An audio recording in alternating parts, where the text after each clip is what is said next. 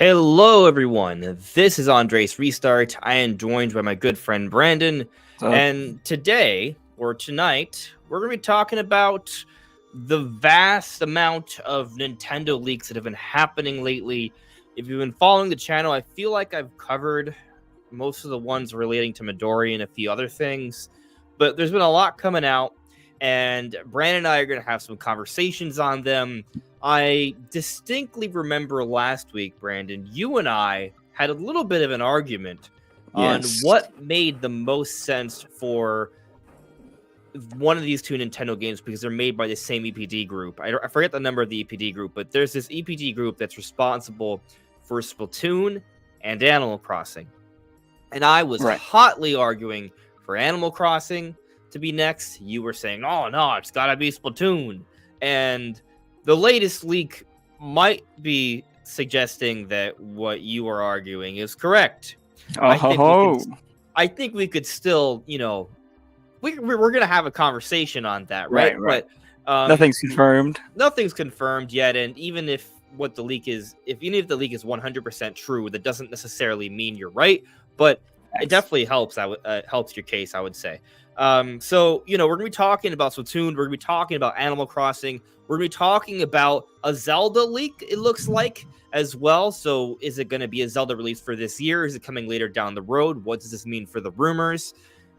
And there's just a lot. I probably have to think about it a little bit more. But we're going to have a general discussion. What you guys present in the chat, we'll be discussing as well. If there's something we've missed. But, I mean, it just keeps coming. I think we've already... Last week we talked about the Mario stuff, the different project code names. It just keeps coming and coming. There are some more Nintendo Direct signs. I'm starting to believe in the 12th even more, but of course, until it happens, we don't know. I saw your video today. Yeah, so we got a lot to talk about tonight. I think it's gonna be a good time. How was today's video? Because honestly, I've been sick lately. I don't know if you guys have been able to tell. I've tried to not make the excuse that I'm sick.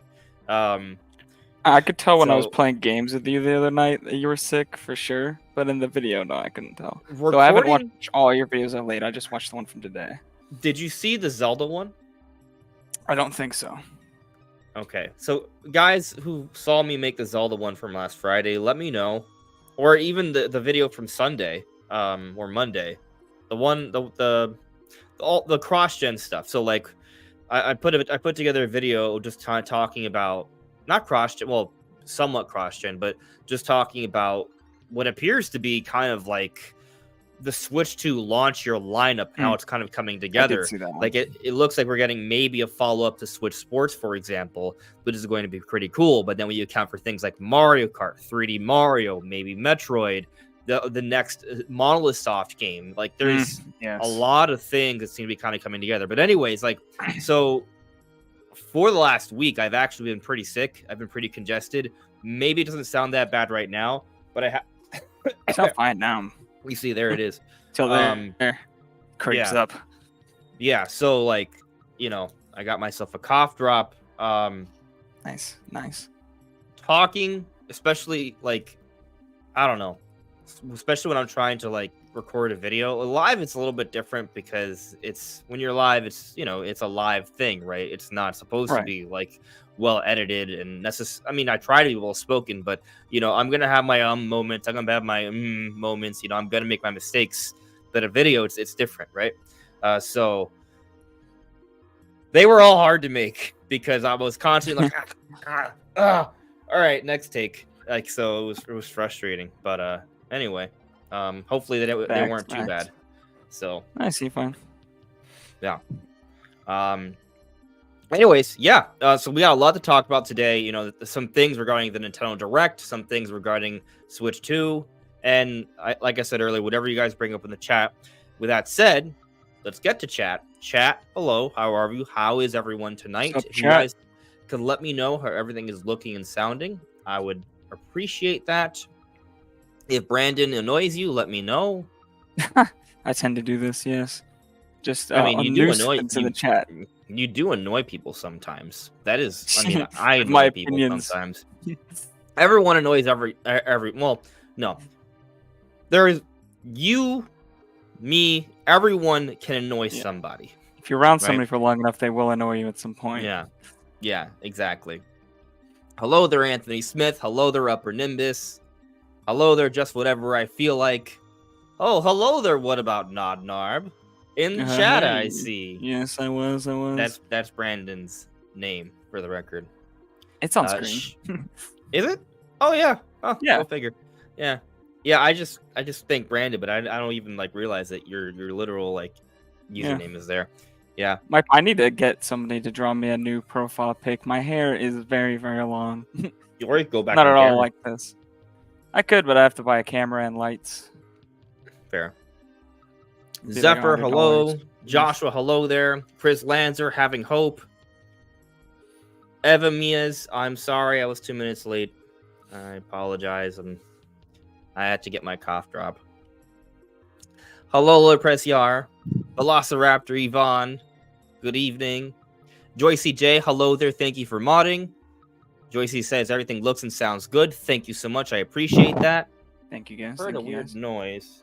I don't know what it was. My mic keeps picking up something. I'm not sure what it is. Could be the ghosts. Could be. I keep seeing it like flash for a second, but I'm not doing anything, so I don't know. The real J Stone asks me, I believe the June Direct will be at the second half of June on a Tuesday. You know, I've noticed a lot of people really talking up Tuesday. It'll be like the 18th or the 25th. I'm just confused why everyone keeps talking up Tuesday. Now, I recognize that a lot of June E3, I guess. Yeah, because of E3, a lot of June Directs happened on Tuesdays. But guess what? The June Directs no longer are a thing. So I'm just confused why we're still assuming it's going to be Tuesday. Is Nintendo like going to honor that tradition just because of it? Right. E3 they didn't last year. Directs, you mean specifically? Right, the E3 Directs, right? Outside of E3, they're no longer they don't happen on Tuesdays. Yeah. I feel like we've covered this before, but let me just covered it last week. I'm pretty sure we did, but how far back did we go? So we didn't actually look at anything. We just kind of said it. Well, we didn't look at the proof. We'll give you the facts, show the evidence. Well, let's go back. I mean, the last 2 years there hasn't been an E3, right? So what has Nintendo done?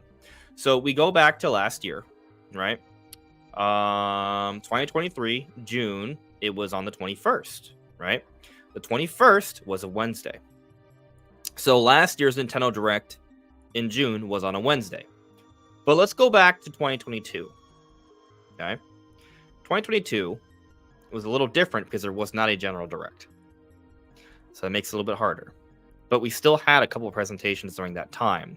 I believe there was a partner and there was a Xenoblade Direct. Yeah, I was about to say. All right. So the partner Direct, and they were actually divided by a week. 6 days, actually. So going to 2022. Interesting. Right, when I go back and check June, on June 28th, which was a Nintendo Direct mini partner showcase of the year 20. Why am I in 2021? No. Oh, my 2022. July. June. Here we go. Yeah, in June. 28th was a Tuesday. Was it? Okay. It was. All right. Well, okay. So, right there you go. Fair, that was a partner showcase. But it was a partner showcase, which is a little different. The Xenoblade Chronicles 3 Direct, which to me was the bigger deal, was on the 22nd, which was a Wednesday.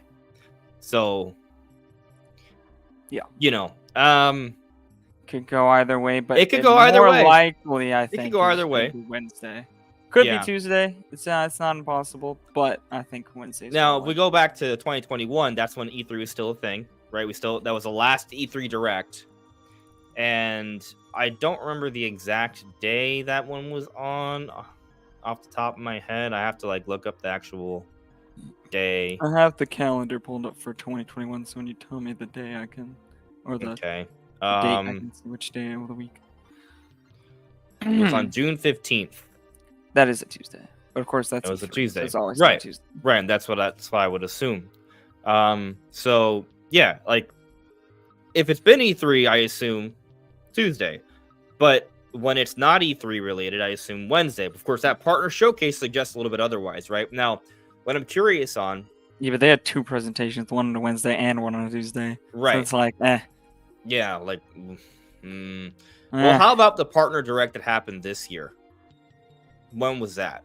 That was on. Yeah, I mean, we can look at other partner showcases. If we can see a pattern for partner showcase. Well, the thing is, this is not. It wasn't even a mini. It was a partner. The first partner showcase that wasn't dubbed a mini.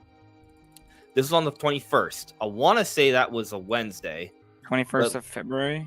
Yes, but it was a Wednesday. Okay. Yes. All right, so that was a Wednesday. But if we check last year's September Direct, I mean, most directs happen on Wednesdays. This is established, right? Or I wonder if there was another actually no. That Wednesday. No, that's not true. So the September Direct last year was on the 14th, September 2023. It was actually a Thursday. Interesting. Surprising to me. There are outliers. Yeah, and then the Mario Wonder Direct was in August was on a Thursday. And that came by surprise. So, I don't know, man. Maybe Nintendo they have like a dartboard and there's just 3 openings: Tuesday, Wednesday, Thursday, and they're like, Tuesday it is. They've just been hitting Wednesday recently because it's the one in the middle. Yeah, maybe that's what it is, because it seemed like if we continue to do this, like check, like I've done this before, right? In Wednesdays is pretty frequent, but as we've kind of already touched on, there are occasions where it's not on Wednesday. So we'll see. I mean, maybe it is Tuesday.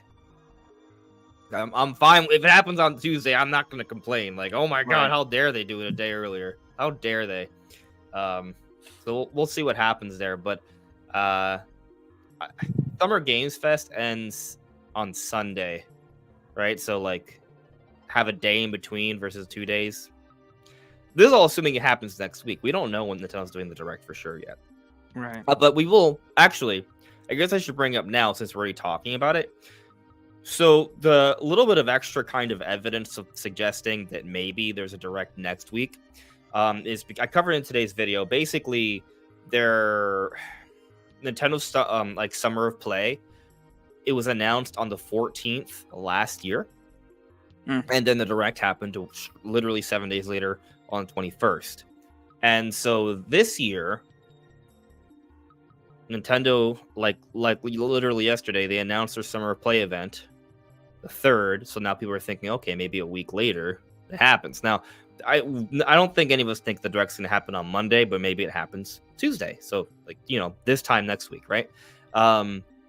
That's that's conceivable. It's a small little pattern. Now, what some people have mentioned, and I didn't bring it up in the video because I wasn't sure how relevant it might be, but Walmart of Canada has this history of like following up like tweets and see possible hints for a Nintendo Direct. They did it last year. They're doing it this year as well, where they said they're like zooming in on the the actual image of the set to try and get like clues for what might be in the Direct or something. There's nothing in there. There's nothing has been stated or shown or suggested any sort of hints towards like new game announcements from these Summer Play events. But I'm mentioning it here because, while I don't necessarily think it adds anything, maybe it does, right? So, I could have mentioned it, but I was sick. I cut out some details. I apologize. Anyway, moving on with the chat here.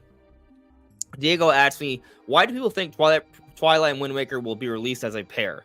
I know they did it for Pikmin 1 and 2, but I can't imagine them pricing 2 Zeldas at $30 each if it's $60.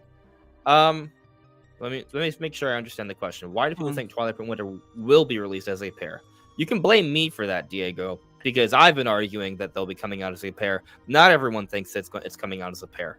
I've been maybe the primary campaigner for the Zelda collection. But there's reasons to think that, like, it's been so long. There's just not much time in between now and when the Switch 2 release. Kind of makes sense to release them as one unit. Yeah. There are games that we've already bought before on Wii U, but then again, that's never stopped Nintendo from releasing them again at $60.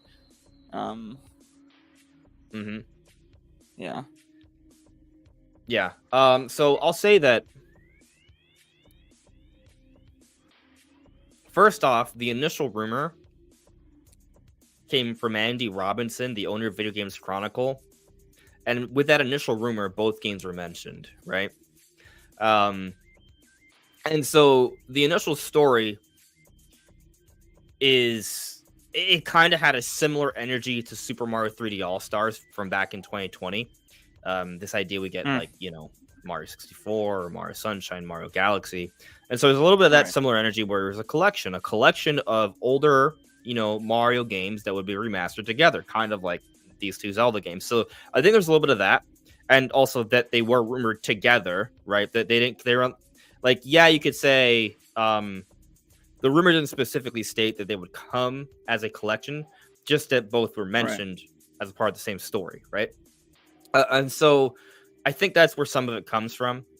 What I've argued, though, is that if you look at the history of how Nintendo has handled remasters and remakes, yes, they have gone back to games more than once. However, typically when they go back to a game, they remaster it, remake it in some way, shape, or form. If they go back to it a second time, there will be something about it that will be different. They're not going to just rehash it again. And so what I mean by that is, let's look at some examples, right? Mario 64. Mario 64 has had, and I'm not talking about like virtual console Switch Online stuff. Ignore that, right? We're talking about an actual substantial release for Nintendo in their fiscal year, right? So Mario 64 came out obviously originally on Nintendo 64, but then after it had I have to go back and like do some research on this, but it had a new version of it in Super Mario 64 DS. I would like to think of it as like a remake or almost kind of like a demake, because arguably the visuals are worse. It had there was a lot of work put into it. It's basically a different art style. They had to remake everything, even if some of the code's still the same. None of the visuals are. Yeah, but I mean, it had 30 new stars, new levels, new characters, multiplayer, mini games, different controls. There's a lot about it's very different from the original release. And so that's Mario 64 DS. But then technically they did it again for Super Mario 3D All-Stars. Mario 64 was remastered. They did not touch the DS version, right? They remastered the original version. So emulated. However they did it, it was still technically remastered. A remaster, by definition, is nothing necessarily complicated. All it means is an enhancement of some kind. That's it, right? So it was reworked, right? If that's maybe an easier word for you to swallow, Brandon. I think technically remastered would be more than just emulation. I don't think emulation would count as a remaster because you're not remastering it into a new format or anything. Or even really making it work for the Switch natively. You're just emulating the same way it worked on 64 with some advantages. It's not. I don't think it really counts as a remaster. Definition of remaster, Brandon. Remaster. Make a new master of a sound recording, typically in order to improve the sound quality. That's the initial definition of remaster. But of course, remasters are used for, music, right? But the idea is to improve the sound quality, right? And the emulation by remastering it, not by doing the same thing. I don't think emulation would be any way the same thing as remastering a song or you remastering a game. Even you're not changing anything. You're running the same code. You're emulating the same functions to do it the same way. It's not it's not Mario. You play Mario 64 on 3D All-Stars. This is not the same. It is different. Like the font, the icons, they're, it's.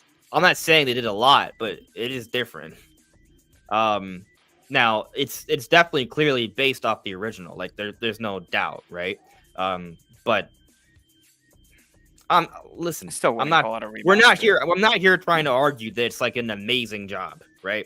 But it is enhanced, right? And so let's call it an enhancement. Yeah, like I believe it's remastering. Brandon doesn't want to even agree with that, but whatever. It doesn't matter. It's besides the point. The point is they went back to the game. It was reworked in some way, however you choose to define that, right? Again, I in mean, a different I think it way. is kind of important in this situation because the work they did put into Wind Waker and Twilight Princess is much more, and they're going to want to get a much bigger return on their investment compared to basically hardly any work at So all done I'm for Mario trying to explain 64. trying to explain my reasoning for this, right? I'm And I'm trying to just saying explain. that is a point that is valid to this conversation. Yeah, so the observation I'm trying to demonstrate here though is that Nintendo has gone when they go back to a game, they don't just go back to a game blatantly exactly the same a second time, right? Mm-hmm. So the original Mario 64 release, 64 DS, and then Mario 64 enhanced and however you choose to interpret that in 3D All Stars, right? It's a different way to kind of re-release the game is my main point there, right? They didn't just Gotcha. release Mario 64 exactly the same as it was on N64 and put it in a Switch cartridge. They didn't do that, and they didn't do the and they didn't give us 64 DS. It was something else. And so there's a history of Nintendo handling it in that way. I can't think of a single example where Nintendo has re-released a game on a later on as the exact same thing. There's some sort of reworking or reimagining of that project, right? Here's another example. So technically, Metroid Prime has been remastered at least twice. So Metroid Prime on GameCube, right? But then also Metroid Prime and 2 and 3 were put into Prime Trilogy, and they had enhanced visuals and new controls. They were remastered for Prime Trilogy on Nintendo Wii. But then obviously, we have Metroid Prime remastered for Nintendo Switch. And that remaster is very different from the experience we had on Wii, right? And so those are different ways of going about it. They didn't just rehash the exact same thing. And so my point is with Wind Waker and Twilight Princess, they initially came out for Nintendo GameCube. They were then remastered, right? Enhanced visuals, quality of life updates for Wii U. Now, if they were to bring those HD games from Wii U to Switch, those would be ports.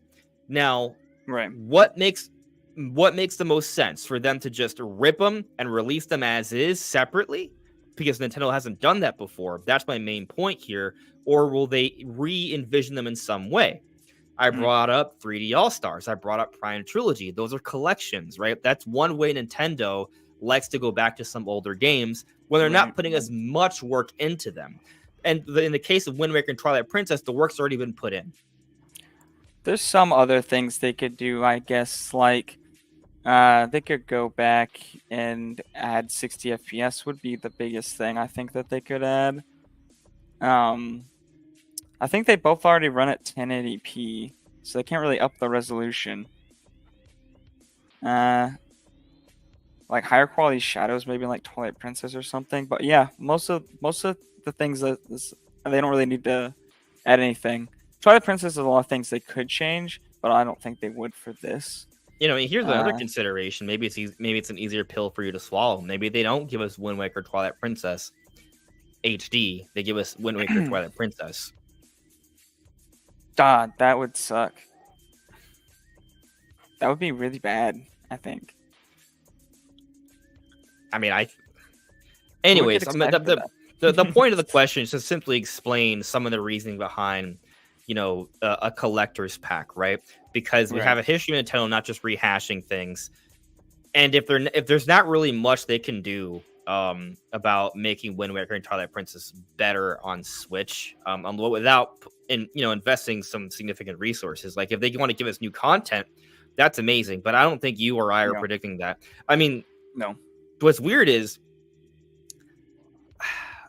I've been kind of split for a while. I've been like 50-50 for the last few months on, are we getting the Wind Waker Twilight Princess this year, or are we getting 2D Zelda? And I'm leaning more and more in the direction of 2D Zelda. And so we get 2D Zelda this year. Is it possible we also still somehow get Wind Waker and or Twilight Princess, vice versa? Yeah, it's possible, right? Like you look at last year, we got Mario Wonder and Super Mario RPG in back-to-back months. Like you look at the series of Mario releases or Mario Universe-related releases we had over the last 9 months. It's pretty like jam-packed Mario. Why can't Nintendo do a little bit of that with Zelda, right? Not like to the same degree, but as Zelda has become a pretty strong selling overall franchise. Like, I think they could, but do we have a pattern and history of that? Not really. So I'm skeptical that we see them both come out this year. Wind Waker, Twilight Princess, and a new 2D Zelda game. I feel like those would be saved. But the question is, what in the world are they saving them for? And so we'll dive further into that, right? I just want to kind of get through the chat here. Brandon and I, that was obviously a tangent. But hopefully that explains at least some of the reasoning why some people, myself included, think there's a collection. I have a whole video on it, right? You can look it up. There's a whole video where I explained all of my reasons why I think a collector's pack for these games makes sense. Velociraptor goes asks me, I have a theory on the Zelda thing. I think Nintendo is going to give us the Zelda CDI games on Switch. CDI games. I can't. The CDI games. I can't believe I missed that. Like, that is like, of all the theories, it's a theory. It's definitely a theory. There's a certain subsection of people who'd really enjoy that. I mean, there's that CDI like game RZ that people are really enjoying. I don't know if you've heard of that one. RZ? Yeah. Oh. Yeah. It's just like a CDI like game. Not familiar with it. Also, it's CDI. Brand new, came up this year. What? You're not familiar with the CDI? Is that what you said? I mean, I know of its existence. Yeah. That's it. Okay. Yeah. Anyway, let's continue on. Let's see here. Brony Pony Productions asks me, do you think the Direct could be on the June 11th since June Directs are generally on a Tuesday? Well, we kind of just talked about how they're not always on a Tuesday, but they sometimes are. So it's conceivable. I'm sticking with my 12th prediction, but maybe it happens on the 11th. Maybe it happens the week after. Let's see here. Moving on. Hello there, Eric. Hello there, Michael. Hello there, Vector. Mike, you can tell I've been lifting. Like, what am I doing? Oh, yeah. I can't tell. I think I look puny, but whatever. One day I will challenge Son Goku someday. Yeah. When I go crazy. Mr. Prime, hello there, friend. Now, we don't mind. The first Direct in years I will absolutely welcome with open arms, apart from the Tears of the Kingdom one, of course. Yeah. I mean, we haven't gotten General Direct since September, right? So, like, already that's kind of a... Yeah. Yo, Darcy says, Andres working on being as Jack to Zoro. Real talk? That's like actually kind of true. So I'm not saying I'm close. I'm not.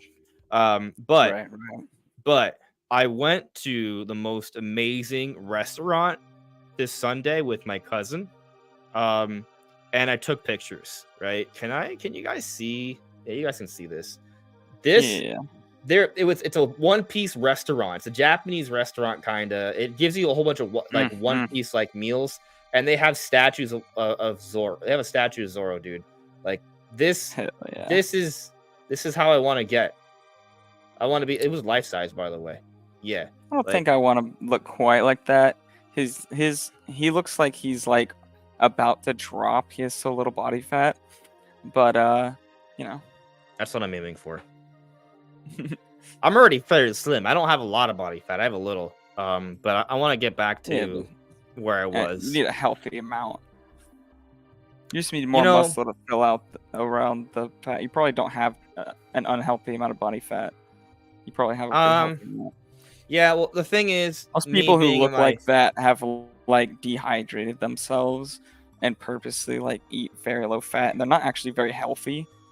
Like, you don't look like that and be healthy. So, all right, listen.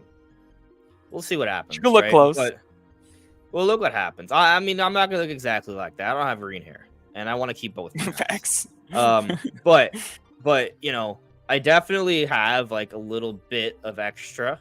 Around my like waist gut, not a lot, right? I'm not saying, but there's a little bit of there. I want my abs to become more clear, right? But I get what you're saying, but I'll also say, like, when I was younger, at a much faster metabolism, I was always like the skinny kid, right? And like people would tell me, "Oh, Dang. you're unhealthy." I'm like, I never get sick. Ironically, I'm sick now, right?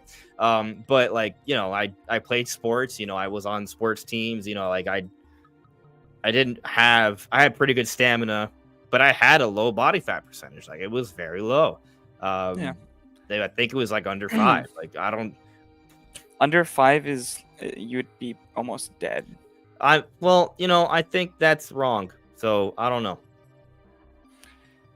Typically, if you have very low, very, very low body fat percentage, you're in the 10 to 15% range. Very, very competitive athletes who have extremely low body fats are under 10%. Bro, I'm telling you, I was under 10 like my whole life until I got older, and stopped exercising. So that was just norm. Of course, maybe you could argue that every time that I had like those body fat tests, right? Like, there's different ways you could like measure, but every time I had it done, like there was like I took a few different kinds. Like maybe they were all wrong, right? Maybe I just never understood what my true body fat was. Maybe that's where this is. But anyway, it's not about the video games, so let's move on. Yeah. Let's see here. Brony Pony Productions asked me, do you think an HD 2D remake of Earthbound, maybe Mother Earthbound 2, is possible? Or something out of left field, Mario Sunshine remake? That game has aged badly and needs one. Well, we do have the remaster for Mario Sunshine and 3D All-Stars, which is pretty darn enjoyable, I would say. I love it. In terms of a remake of Earthbound, listen, it's one of those things that I've thought has made sense for a long time. It's kind of like how we thought a remake for Thousand Year Door has made sense for a long time. We thought a remake for Mario RPG has made sense for a long time. So, I think, yeah, they should. Now, you're saying HD 2D, right? That's a Square Enix thing. I would love it if Nintendo and Square Enix were to partner in that way. I think that could be amazing. I'm not come up with their own sort of HD 2D style. It's nothing stopping them from doing that. Some people have argued has the license on it. Some people have argued like the style for Link's Awakening would be a great fit for an Earthbound remake. There's a few different options, right? But I think toy diorama kind of style. I would like to see there's something like Clay and 64 style they were going for. Now, yeah, right. So like, take your pick. I will take anything like that. For a new like visual reworking of the Earthbound games. I would love that. Totally. Oh, yeah. Give us Mother 3. Yeah. Vector 3 adds me with a theory. My theory is that Nintendo decided it wants to eventually remake Twilight Princess from the ground up, so they shelved the remaster. Maybe it's the same for Wind Waker as well. I was going to say the same thing, except just not for Wind Waker. Because I think they could release Wind Waker this year, add a 2D Zelda, or release Wind Waker like early next year or something. Or don't release it at all. But I do think that Twilight Princess HD may never happen on Switch, just because I feel like I don't think it's going to be nearly as extensive as, say, like the Ocarina of Time remake, because I think it's going to be more like a Final Fantasy VII type like reimagining. Maybe not quite to that extent, but like more closer to that. Whereas I think Twilight Princess is a perfect game for like a more traditional like Paper Mario Thousand Year Door type of remake. I see where you're coming from with that, I kind of agree to an extent. I think it should also be noted that Wind Waker HD was reworked by Nintendo, right? Twilight Princess was outsourced to Tantalus. Yeah, it was like Tantalus. Yeah. So it's a little bit different there. I'm not saying Twilight Princess isn't a good remaster. I mean, it is, but when we have the tech demo for Wii U that exists, where like Twilight Princess looks like a modern game. I think if they had to change like anything about like the lighting is so basic, like adding new textures didn't really make the game look that much better. I remember when they put that out for Wii U, there were complaints, and there were already fans putting together better looking remasters than what Tantalus did in some ways. But there was a lot of work put into it because there's a lot of textures reworked there. Yeah, it's a pretty game. I replayed it recently. Like I thought it was visually pleasing, but I agree with you. There's a lot more that could be done. So I don't know. We'll see. We'll see on that. Another thing to consider is that while Switch 2 may be coming out early next year, fingers crossed it doesn't get delayed internally or externally, whatever. Again, the Switch is still going to be relevant for a little while, right? And they may be trying to think of releases they can come up with afterwards. And so maybe it makes sense to say something like that later, right? And I mean, really, to me, what makes the most sense to push this holiday from Zelda is a new 2D Zelda game. That's what I think. And we'll get we'll get into that in a bit. It's time. Yeah, we're gonna get into that, Brandon, in a moment. I just want to catch up with the chat here because I know we can go all into that right now, and I'm trying to hold it. Just because I mean time for 2D Zelda. I don't mean time to go into the topic. Got it. No, I know. Let's see here. I mean, I think we're pretty much caught up. MGD. Well, hello there. Been a bit of a Star Wars thing lately. MGD has become a YouTube member. Nice. Welcome. All right. A couple more, and then we'll get into this. All right. So Velociraptor Ghost, have you ever thought to yourself, then Breath of the Wild, Link eats raw fish every time he does that? I think of Golem from Lord of the Rings eating raw fish. I have not thought about that, but you've ruined it for me. Thank you. You haven't ruined it for me. It's fine. I mean, you can eat raw fish safely as long as you know how to prepare it. Isn't it? I mean, if I had to, I don't know. I don't like. I can't actually envision myself eating anything raw, right? You've never had sushi? All right, what? Okay. Let me rephrase. I can't envision myself going to a pond or a lake or ocean, grabbing a fish and chomping on it. Nor can I envision myself grabbing a cow, beating it or whatever to death, and then eating that. Like, I can't imagine doing any of those things. I see animals and I just want to let them live peacefully, right? So, fair. Like, I have this strange... You could prepare if you knew how to prepare it in a nice way where it looked nice. I'm sure I could be taught how to do it, yeah. But also, that's a whole other mental thing. Let's not get into that right now, okay? Yeah. I wouldn't be good at that either, to be fair. Yeah, we can learn, but hopefully we won't have to. This region, I don't go into any kind of medical field. Terrified. Yeah. So Ray says any Zelda would be amazing, and I agree. And I'm gonna take that moment to finally jump into our first. They mentioned CDI Zelda, so maybe not any Zelda. Let's be clear here. I just don't even consider that Zelda. So okay, right. Anyways, basically, trying to remember. What were their names? Okay, I got it now. All right, so we got another. I don't have it pulled up. I don't know. Is it even necessary to pull it up? Because we covered it already on the channel. Yeah, I'll pull it up real quick. No, maybe not everybody's seen it. Who knows? Yeah, no, I think that's fair. I have, so for those that don't know, I always link, because we're always talking about things as a building story, I can't link every single story that's referenced in some way over the history, because that would be hundreds upon hundreds of links. But in terms of like the most relevant things, I try to link them in all my videos, right? So, and when it comes to the Zelda stuff, right, I have it here. So, thank God I sourced things. Let's see. Hell yeah, sources. Let's go. Right. Because it's important to show where the information's coming from. Facts. We don't want to turn our audience into a bunch of sheep. Do your own research. Exactly. I present what's going on. I give you my thoughts, right? I try to suggest their possibilities, but I encourage you to come to your own conclusions. Facts. So here is the thingy, right? Here is the post from Midori. So Midori, if you don't know, is considered to be like probably the best leaker ever, because they're leaking things left and right from like 4 or 5 big different companies, video game companies, and things are getting right. Like, it's not like, we're waiting much to find out. Some of the things, yes, but like there's other things they talk about that are consistently getting right. So this is anyone who follows Midori believes Midori. Let's put it that way. So they said here, there is a project at Nintendo with the codename Edward. This might be related to the rumors of a new Zelda series title.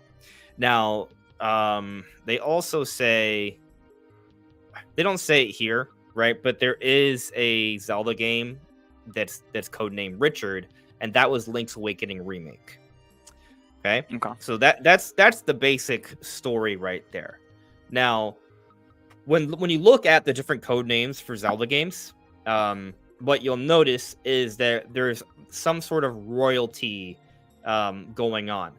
There's a royalty theme, right? For a lot of Zelda games, it's kind of like based off Jack, Queen, Joker, right? For the recent mainline 3D Zeldas, it's been King something. But some of the other games, like Link's Awakening, is Richard, right? And I think Triforce Heroes was codenamed Anna. And so I try to figure out what these mean. Now, some people have suggested other things, like there's a random character in Link's Awakening that goes by the name of Richard. I didn't mention it in my video, not because I wasn't aware of it, but because I think that isn't actually why the code name exists. Don't think so. A lot of people, I've noticed with these codename things, if there's like a random character, like one random side character in a game that has the name of the codename, like, oh, that's why. I think it's different from that, right? So, because you look at all the Zelda games, they have names relating to royalty, and so when you look up, if you look up Richard and Edward, you will hear of the tale of the princes of the tower. They are princes. That this is a historical event, right? They are princes, right? That were locked away in a tower together, brothers. When their king, their father, passed away, and then they mysteriously disappeared, and then their uncle became king. So the thought is that they were murdered for political reasons, right? The main point here is that Richard and Edward are common names in royalty, and so is Anna. That was a codename for Triforce Heroes, Princess Anna, right? Like, I think it's Anna, or I might be confusing with something else. Let me double check that. I'm not sure. I think it is. Anna sounds like a real name, though. Could be. So does Richard and Edward. Yeah. I think I might. I know I'm confusing with another rumor. Hold on. That's my thing. Let me check their source here. And I'm confusing it with another source. That's we're gonna talk about that too. Anna is that's a whole other thing. That's okay. Alice, Princess Alice. Yeah, Alice is a code name for Triforce Heroes. Right, Anna is something else, which we'll talk about later. That's the code name for Switch Sports something. So, yeah. Main point is that there's hints towards royalty here, and so if we have one game that is Richard, right, and now we have this other one that's Edward, that seems to imply some type of 2D Zelda game, because the 3D Zelda games go by the royalty like suits from playing cards. But when they go with names, it's been Triforce Heroes, Link's Awakening. So what is this one? Could be another remake, that could be. But something else that Midori brings up here, that this might be related to the rumors of a new Zelda series title. So what rumors of a new Zelda series title is Midori referring to here? Well, there's the Papagenos rumor, right? That he supposedly heard that there's something going. Well, this is a whole other narrative, right? But basically, he had put out a hint on Twitter and then verified that basically in a podcast that he was hinting at some sort of Zelda game where Zelda could be playing a prominent role, and soon. So that's kind of what the story is. But then Papagenos put out his own YouTube video, and in the YouTube video, he stressed many times that this is all his own speculation based off rumors and research. And a lot of people found it odd because he didn't really even dive too much into his hint part of his tweet about it. He showed his tweet, but it was Brandon, I remember you messaging me when you saw the video on it, and you found it a little. I didn't see the video, but I saw people's reaction to the video. Yeah. So my perspective is simply that he heard something, because he has a history of hearing things, right? Like Metro Prime Masters is one that comes to mind. I think there was something he heard about Princess Peach Showtime as well. He doesn't get everything right, but sometimes he hears things right. And I think as a YouTuber, when you hear something, you hear it from somebody else, and so you want to respect, that source. You don't want to out them. And I think sometimes when you get that information from a little birdie, you want to be cautious about that, and that can lead to perhaps weird wording or people to have reactions that are confused, right?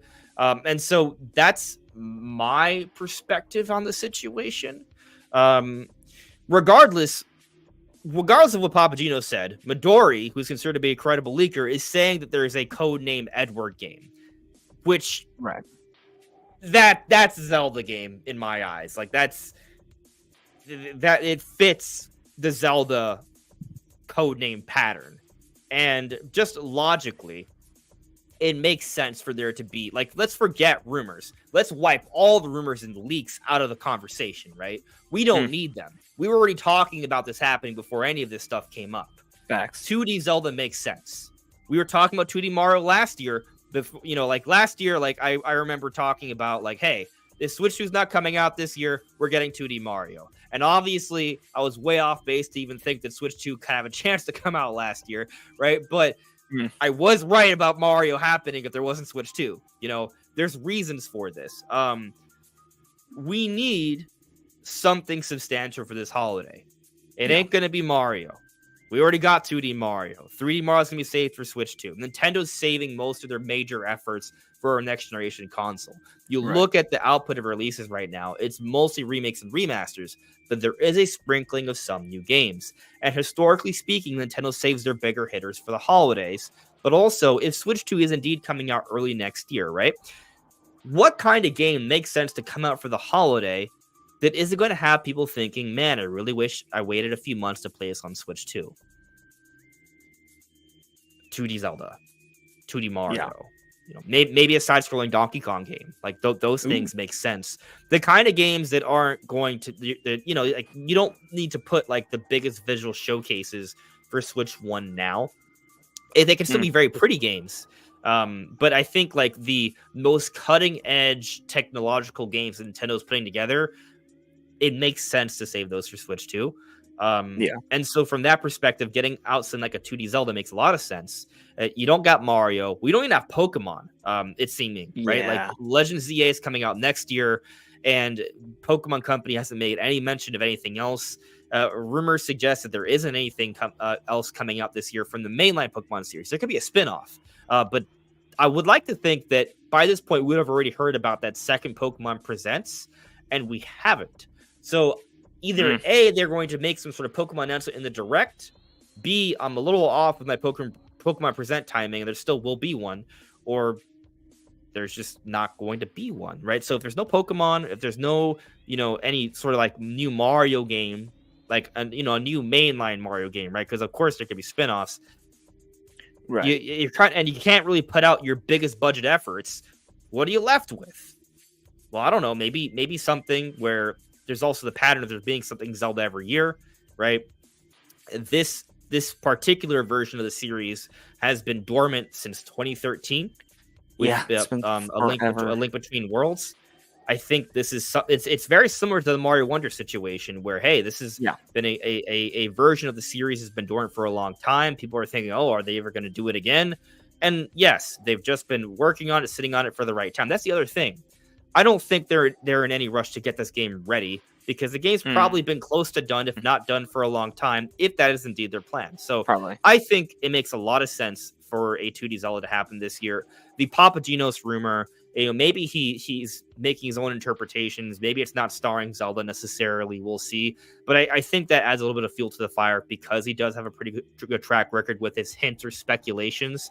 And then when we have this Midori thing, and Midori, I call it a leak without feeling concerned that I'm being misleading because it is a leak, right? Now the question is, what is the leak for? He doesn't know what Edward is necessarily for, right? He assumes it's Zelda related based off what all the other Zelda codenames are for, which I think is reasonable. And it's also suggesting some kind of 2D Zelda game, which again goes back to what we've been discussing the last 5 minutes, that it makes the most sense, right? So yeah, I think 2D Zelda is for sure on the cards, and I'm as the days goes on, I'm leaning more and more this direction of this being the big holiday release for this year, and potentially being the big reveal of the direct. Yeah, the only consideration there is how they handle Prime 4, but we'll get to that later. Yeah, pretty much ever since two big things that happened that I was like, oh, 2D Zelda's a shoe-in. First off was when Mario Wonder got announced. I'm like, oh, this is huge. Because as you were saying, it's like a very similar situation now that we're in that we were last year with Mario, where we don't know what's happening with the holiday. Switch 2 is close, but it's not coming this year, and we need something to push. And it's been so long, and they've definitely been working on 2D Zelda game. There's no way that team has just been not working on 2D Zelda at all for 11 years. They've probably been working on a 2D Zelda for, a lot of the Switch generation. So I definitely think they have one that's pretty much done. Probably has been pretty much done, as you were saying, and it's gonna come out, and I'm really excited. As the Papagenos thing, I don't really have an opinion on that, but I mean, all people who leak things pretty much have some sort of opinion or spin to it. That's not necessarily just the leak itself. I mean, as Medora, even in this of information, right? Which is sometimes it's good to be clear on what's interpretation and what's not, and maybe he just didn't think he was clear enough in that initial tweet. So here's an example. Right, you guys remember last year when Mr. Prime and myself went to PAX together, right? I was a part of a conversation. And there's a few different things that happened during that. There's a few weeks, right? And so different things happened during that time. There's a few different videos we put out about things we heard, right? One of them was the Tears of the Kingdom demonstration. There was, Donkey Kong stuff that was discussed. There's a lot of different things coming up around that time. But one of the things that happened during that time was we had heard something regarding Metroid Prime 4. And that had been that basically that the game is being play tested. Now,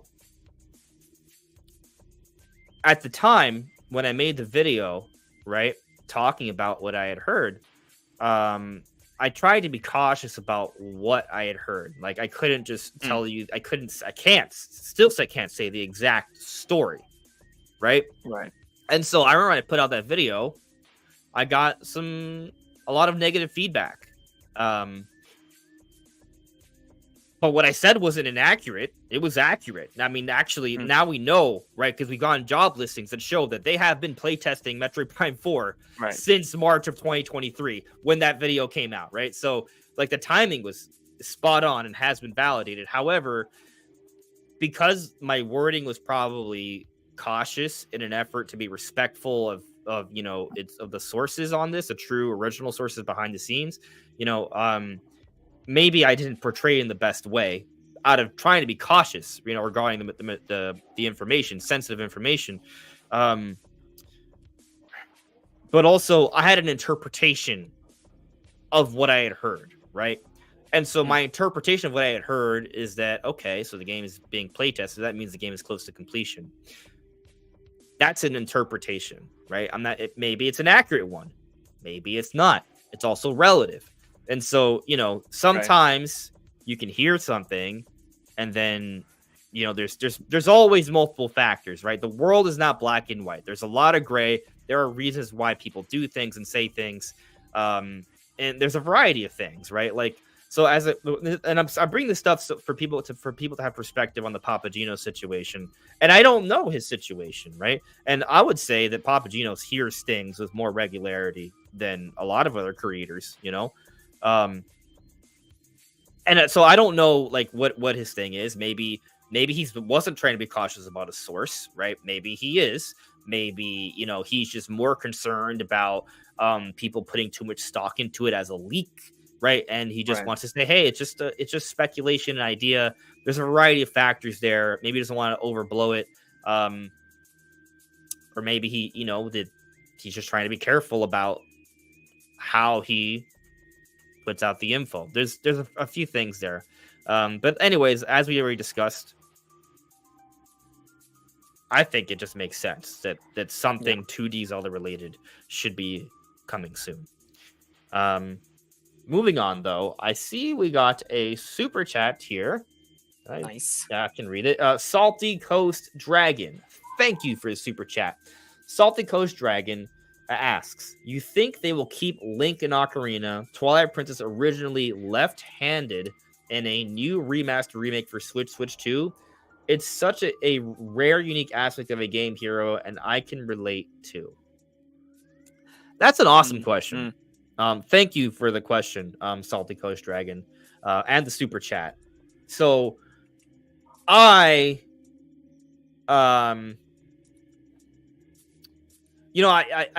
right-handed, right? So like Same. I don't My personally mom's left-handed, my feel, brother's left-handed, my stepsister or my sister-in-law a lot of left-handers is left-handed. Yes. Yeah. So for me, right, most people are right-handed, right? That's the norm. Like I don't necessarily get any like happiness out of Link being left-handed, but I also don't get really any happiness out of Link being right-handed. No. And they changed it because of, well, Breath of the, it is interesting how they first changed it with Twilight Princess. Sort of like the original GameCube version, Link is still left-handed, but in the whatchamacallit, the Wii version. Yeah, the Wii version, he's right-handed because they mirrored the world, and because most people would be holding the controller, the Wii remote part, right-handed. They probably wanted it to feel more natural when you waggle the controller to swing the sword. So that was, a decision made for those reasons, right? Had nothing to do with lore, from what I understand, at least. And then in Skyward Sword, because it was a fully motion controlled game where you would control the sword, because most people would hold a Wii remote right-handed, they stuck with that, right? I'll say in Twilight Princess HD, he's left-handed and the map's not flipped. I think you can play with the map flip if you want, but I believe he is left-handed in both modes.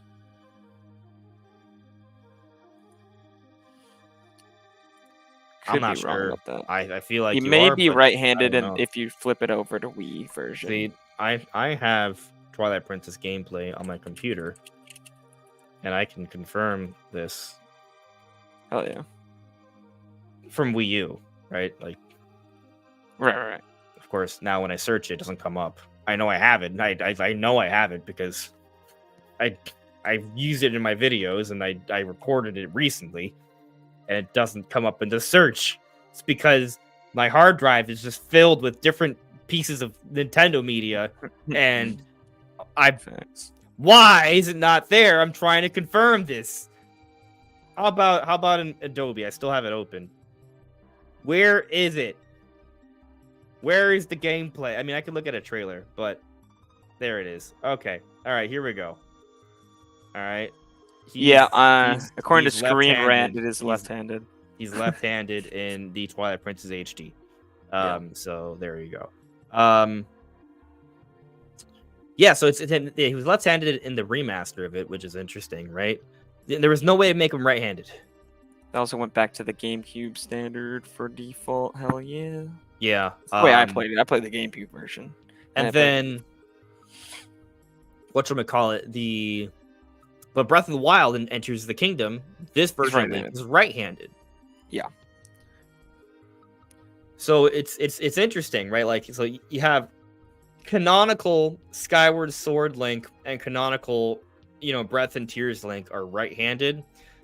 Twilight Princess Link, you can have a little bit of a debate because the Wii version, right? But I would say canonical. The world's also flipped, so it's like a mirror version of the game. Yeah, I would say that Twilight Princess Link is left-handed, right? Like if we want to talk about lore, like that's what I would say. And so, in thinking about Link and Ocarina and Twilight Princess, I would say that you keep them left-handed. Yeah, and that's it. I would, because a part of it is about representing the nature of what it is. And maybe there'll be reimaginings and modernized games, but I don't think they would change that unless there's like a control reason. And I would say mean, I think, you know, I if don't think they're anything, gonna give do us the anything option. crazy with motion controls or anything. I don't think so. Something I want to double check is the tech demo, right? For like I how is think he he is looking the tech left-handed. demo? I'm assuming he is. He's not. He's right-handed. Oh, okay. He's right-handed in I that guess tech everything demo. after Skyward Sword is right-handed. Yeah, but that tech demo Like, means screw it, nothing, whatever. right? Like they're not going like they're not. I don't think they're gonna. The tech demo was done in like a week or two or something from a small team, just to kind of showcase how good the Wii U could make something look hypothetically, theoretically. Yeah. So yeah, I wouldn't put too much stock in him being right-handed there. So yeah, I would say Salty Coast Dragon that they will keep Link left-handed in both Ocarina and Twilight Princess because that's just lore accurate, and it should not impact gameplay. Please don't prove me wrong. Yeah. Cause I'm a fan of keeping things lore accurate. So you know, that to me that's just more important. Now listen, I'm not saying I'm a extreme stickler for like plot holes and stuff like because I think there needs to be some level of flexibility. But in terms of like certain like character traits, you know, if this is who the character is, that is who the character is. So there you go. I'm about to cough. Excuse me. Anyway, Excused. Thank you. I appreciate that. Since we're sort of in between topics here, checking with the chat. Velociraptor Ghost asked me, I would love a Zelda spinoff where you play as Sheik. I agree. People keep bringing this up because I think it's such a good idea. Yeah. Captain Doge here says Papa John's pizza's bomb. You're making me hungry, but I also it is. Yeah, love it. Hungry Howie's is pretty good. Just don't eat there if you live in Katy. Yeah. I'm seeing Gaming God here is talking about how Astrobot might get Game of the Year this year. It might. I mean, from everything Nintendo's shown so far, which of course they haven't showed their hand for second half yet, right? Sony did. We'll see, right? Like I think we have to see what Nintendo has to show. But I would also say Astrobot looks really fun. I'm probably gonna buy it unless reviews suck. Which just seems doubtful. Seems doubtful, yeah. I'm very excited to try out that built-in game with because I bought a PS5, but it was broken and someone fixed it. Cause I'm an idiot, and I should just pay the $50 extra to get one of them wasn't broken. I like it. I like it. I mean, I'm not saying I love it. I don't think it's like better than like Mario Galaxy or Odyssey or anything like that. Because I mean, it's more of a shorter, just like pack-in title. But it not does like a full show off like a VR game. Yeah, it shows off the controller. The music's good. The visuals are so pretty. It's fun. Like it's really cool. And like just watching that trailer for the new Astrobot game, it kind of makes you think, man, I wonder what they're gonna do with the next Mario. Like, because the Astrobot game looks insane. And I recognize the PS5 is gonna be more powerful. Is definitely almost certainly going to be more powerful than the Switch 2. Like it is certain, right? That the Switch 2 will not be as powerful as the PS5. But I just kind of, I'll make this into a poll, right? I think it's a good question, right? But like, I think once we see 3D Mario, we're gonna be more blown away by it than the Astrobot trailer, like because it's not just about hardware with Nintendo. Like they just do some crazy things with their games. It's insane. So how do I word that in a poll? Will, do you think the 3D Mario for Switch 2 will blow your mind? Dude, I'm so excited for than the latest Astro Bot. Because when you look at games like and I think the Astrobot, for example, this is not me saying, I'm not trying to shit on Astrobot at all. I think it looks amazing, just so we're clear. But I mean, you can look at games on Switch that still hold up against even like PS5 titles. Obviously, you can tell they're like, in terms of the graphical rendering, it's not the same, but like in terms of the visual quality in the end, like, and how good the art looks, I think they still hold up even compared to PS5 titles like Luigi's Mansion 3 or like Pikmin 4 or games like that. I'm so excited to see the next title in those entries or the next entry in those series because I think they're going to be absolutely insane. Like Luigi's Mansion 4 is going to absolutely blow our minds. Oh yeah, and Pikmin 5 is going to be insane. I imagine Pikmin 5 will be a UE5 game. because I I'm think picking that 4ZB41. while there's definitely a strong possibility, perhaps even a likelihood that Switch 2 will not be a better seller, a better success than Switch 1 in many ways. I think for the core Nintendo fan base, Switch 2 is going to be so much better. I think for Like, everybody, it's gonna be better. I mean, if you're into third parties, I, first I parties, what I'm trying indies, to clarify, yeah, my point is that I think the experience we're going to have, the way we're going to talk about it, the way we're going to mm, feel about it, is going to be. A lot of us are going to say it's better, but that doesn't mean that's going to reflect for sales. yeah. Because while we may say that, that doesn't mean everyone's like, oh, well, I already have a Switch, I don't need to get a Switch too. You know, like I think there can be a little bit of that will impact things, but you also could argue things the other direction that Maybe. Nintendo may find a way to actually outdo Switch 1. So the jury's still out. Yeah. But I think us core Nintendo fans are going to be happier overall because I think one, we're going to have the backwards compatibility, maybe enhanced backwards Yeah. compatibility. I think online will be better, as you mentioned. The hardware is just going to be vastly more powerful. Like I kind of think about like the jump from DS to 3DS. While I love the DS, I kind of feel like the games on 3DS are better than the games on DS in terms of like the A lot deeper exclusives. experiences. Yeah, and so that's kind of how I feel we're gonna sort of look at the Switch 2 games compared to the Switch 1 games. Yeah. Yeah. I mean, if you look at like the PS5, it doesn't have a lot of exclusives to bring it in. In fact, this generation's been pretty slow in general, and they've had a probably way more extensive cross-gen period than the Switch 2 will likely have, and with way more games being cross-gen than the Switch 2 likely will have a lot more exclusives. And even then, it's still pacing pretty much on par with PS4, which sold incredibly well. So yeah. I think the Switch 2 will have success. I think it's pretty much just gonna be a better Switch in every single way, and it's gonna have killer exclusives to sell it. So I don't see it being a flop. I see it being pretty much on par with sales on the Switch. I'm trying to figure out what we're talking about next. Okay. I'm trying, but the thing is, so much has happened that I'm not sure what we talked about last week, and I'm not sure what what you know what I mean. Like I'm not sure Okay. what's new versus last week. Like, did we talk? Okay, I remember now. It's coming back to me. So we definitely talked about like the direct leak stuff, right? The Dragon Quest HD 2D remake of 1 through 3. By the way, it is 1 through 3 apparently, not just 3. At that part I was confused on. The rumor is for all 3, and apparently that they're all about having to do with Erdrick. I did not know that. So that's something I was confused on last week. Something that we touched on, but we didn't dive into too much because the story had just come out and I want to do some more research on, was this code name of Legacy. So Monolith Soft is working on this codename project, according to Midori, it's called Legacy. And so they're like, what is that? Right? That'll actually be a good next poll to put up. So I'll do that when we're done with our kind of conversation here, and I give some this current poll some room, right? To flesh out. But I think I see where it's going.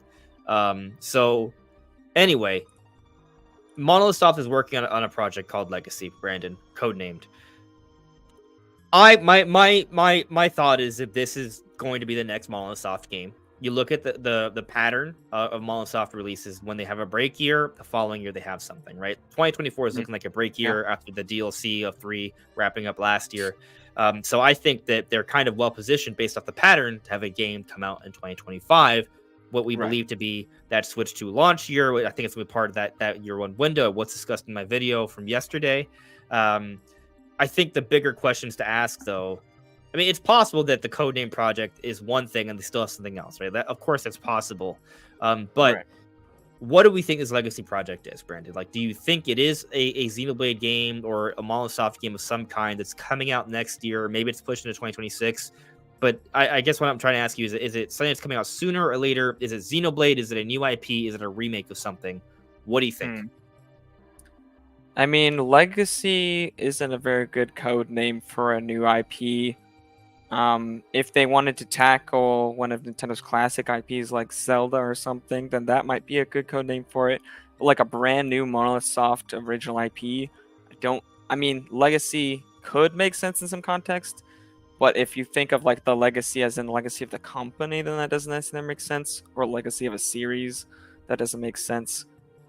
But maybe there's some other reason when we see a new IP that it could be legacy, but I'm thinking new IP maybe is the least likely. But of course, going off code names is so hard to predict. It's funny because like my initial interpretation of the code name is that it is a new IP. A new legacy? That could be. No. I know. I just think it's a new IP. Like that was. No, my I first know, thought, but yeah. like, yeah, Oh. but I'm trying to figure out how that works with the legacy thing. Yeah. I mean, the other thing is the code names, right? They don't necessarily tell you what the game is about. No. And so like, I think kind of like our best bet when it comes to code names is sort of just looking for like. Do we know other previous Monolith Soft code names? We do. I wanna bring that up for you. Context is everything. Yeah. So like, I mean, Monolith Soft has only made Xenoblade, right? Outside of support work for the other studios, right? And so I'll tell you what they are now, right? Xenoblade Chronicles on Wii was Kyojin, like Attack on Titan. Kyojin stands for Titan, which makes sense. Big Titans in Xenoblade, right? Two Titans in a war. But this one's funny. Xenoblade Chronicles 3D is called Small Folk, which also makes sense because in relation to the Titan, you have the Small Folk, right? Xenoblade Chronicles X was space travel, which makes sense because they travel to space. But the game itself has nothing to do with space travel, though. Nothing to do with like in terms of gameplay, there is not space travel. Like you're exploring a planet. You are exploring an alien planet, right? So obviously there are motifs there. You're stuck on a different planet. Yeah, whatever the hell the lyrics go. Oh, that is funny. That is funny that you remember that lyric. That's cool. Xenoblade Chronicles 2 is called Big Folk 2. Torna's called Ira, which apparently just translates to Torna. Xenoblade Chronicles Definitive Edition has the acronym of BFSW, which, if you think about it, is BF for Big Folk, SW for Switch, which is in line with a lot of remakes and remasters. It'll just be the initial code name and then, the acronym or something for the console, right? So BF, Big Folk 1, Xenoblade Chronicles 2 is called BF2. Guess what? You probably can guess what Xenoblade Chronicles 3 was codenamed then. Yes, you can. Big Folk 3. I don't know. Yes, that's it. Really? That's it. Exactly. That's it. It's okay, not so that. It's not that deep. Definitely not a Xenoblade title then. Almost certainly. I mean, Xenoblade Chronicles X is space travel, so that is different. It could be like a Xenoblade game that's not part of like the trilogy. I mean, the trilogy is pretty much over, right? That's like, there's not gonna be a fourth one in that. Well, timeline, right? That's there. So in my video that I made of this last week, I went into several interviews from the director of the Xenoblade series, and there's a lot of things kind of brought up there. Like it seems like there's still like lore that he wants to touch on, and he's like, for example, Malos, the villain of Xenoblade 2, like there's still things that could maybe be said and done for him as a character. The Xenoblade trilogy is the end of the Klaus trilogy, right? It's not necessarily end of Xenoblade, just the story relating to Klaus. But with that, maybe we get another Xeno game, and not necessarily another Xenoblade game, but also they could I think they could still do like Xenoblade 4, because also like they've built up a brand with Xenoblade, right? So they may not want to. They don't have to do Xenoblade that. 4 though. They could do Xenoblade subtitle. Right, they could do Xenoblade, I don't know, whatever you want. Xenoblade Legacy, and then they'll do Xenoblade Legacy 2, right? Then Xenoblade Legacy 3.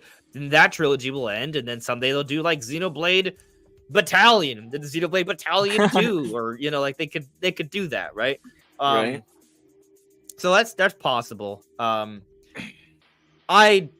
think it's hard to sort of decide what this means. It doesn't seem like it's a remake of any sort because it's a new code name. Yeah, but the thing, when you think about, to your point from earlier, though, like Legacy does have the meaning of like, honoring history, right?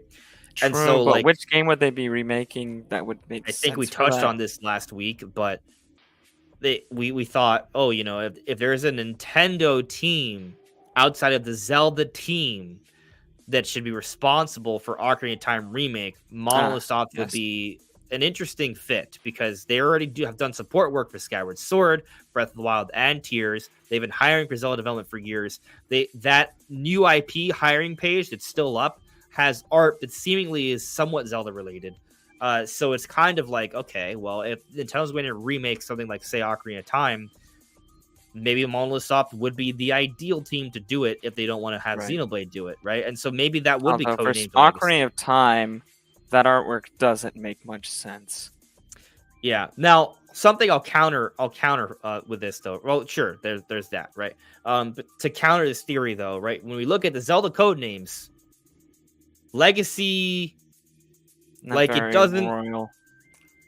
Well, I mean, you have a royal legacy, yeah, like a dynasty. Yeah, but it's not like okay, so, but like with the code names, they're like, it's related to royalty, but not like, but like a particular person or role. They're all about a person in royalty or a role in royalty. You know, king, queen, things like that, or like literally a princess or king or queen. Like so, Legacy is more broad. But also maybe it's a Zelda game that's more broad. I don't know. But then it doesn't have to be Ocarina of Time remake. Could be right, but at that point, I would say it doesn't really feel like it dictates remake either. No, I think it would be some sort of new like Zelda spin-off game that they would be making. Sure, and that could be amazing. Like maybe it takes place in the Zelda universe or something similar. You know, like what if it's something like so? For example, like so you have Star Fox, right? And what's interesting about Star Fox is that in F-Zero, there is James, I think it's James McCloud. Let me double check. There's a McCloud character, right, who's dressed up like someone from Star Fox, but as a human, and he has something that looks like an R-wing for his ship, and so it's a very clear reference. I mean, F-Zero is actually abundant with Nintendo character references, right? Like there's a character that's like Mr. EAD, for example.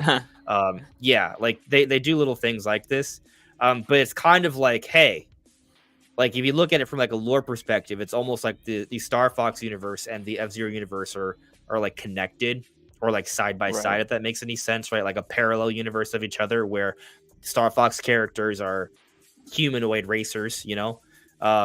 So it's Spheromancer, thank you. James McCloud is Fox's dad, right?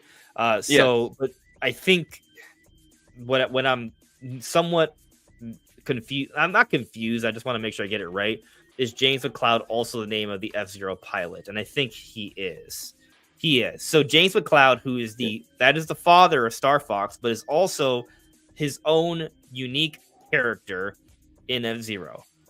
So it's just kind of an interesting connection there, right? Like what if what we get from Monolith Soft, this hypothetical, you know, I mean, we don't know what it is, right? But this legacy game, like what if it's something that's kind of like tangential to the Zelda universe where it has a lot of those similar things going on, but it's not, you know, it's not like we're gonna have Link and Princess Zelda, but you're gonna have a very fantasy medieval world that maybe they even call it Hyrule. I don't know, or maybe they don't refer to it, or maybe it's a land that's maybe theoretically in the same world, you know, but it's not literally Hyrule. Like not Hyrule. I would honestly like that. I want them to venture out of Hyrule more often. Yeah, I mean, when you think about it like that, right? All of a sudden, those pieces of concept art make so much more sense. Like, it's not literally Zelda, but it's in a world where Zelda could exist. And I love that. I mean, basically, fantasy medieval, right? Right. And I'm not saying they would do like the Zelda thing where you have dungeons and open world exploration. It's still maybe in Monolith Soft's wheelhouse where it is vast areas, but what's it, open linear or something like that? Wide linear. Thank you. Open has that weird implication. Wide linear. But maybe they focus. I mean, I've always kind of been a campaigning for some multiplayer cooperative play, right? Like how Xenoblade has the party system, but instead of it being AI or computers, it's your friends, right? Yes. You team up together. And maybe if you don't have friends, then they have they have AI if you're a loner or whatever, or just randos, but that's always sucks. and that's how you play the game. Like that would be amazing. It'd be so good.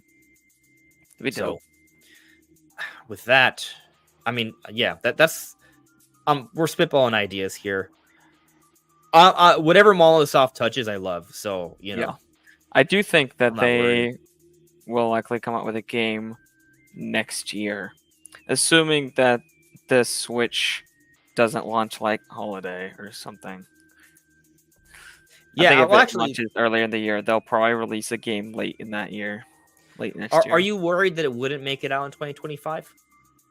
If the Switch was like a September October 2025 release, or even November, then I don't think it would. I agree, but let's operate under the assumption Switch 2 comes out March 2025. Right, and then I think it will. I think it will come out in Okay. the like September, October. You're not window. worried that maybe because this is a next generation game that they're going to need more time? Maybe, but it depends on, because we've known if it is this like new IP or that specific project, they've been working on this for so long. That Yeah. I think they would have time for it ready, and I mean, they have it doesn't multiple seem like it's teams, going to be right? the next Xenoblade game, so I think Yeah. it's probably a different team than whoever was making Xenoblade 3, so they probably have more time. Yeah, so the way I look at it, and I kind of brought this up in my video relating to this project last week, you look at just how consistent Monolith Soft has been. You know, Yeah. I don't. It's not just that. Oh, there's a pattern. Let's believe the pattern. There's a reasoning behind. People the were pattern, really right? worried about Xenoblade Chronicles 2 not releasing in 2017, but it did. But yeah, it did. But what's interesting is they said 2017 at the beginning of the year, and people still refuse to believe them, right? But of course, delays do happen. So, and we do know the game was kind of rushed, right? So like, we get that, but they still made it out, and I think there is value in getting the game out for that holiday, for that first year, right? Being a part of that lineup, I think that helped the game overall, right? And I think Monolith Soft would have an interest in doing that, especially if it's a new IP.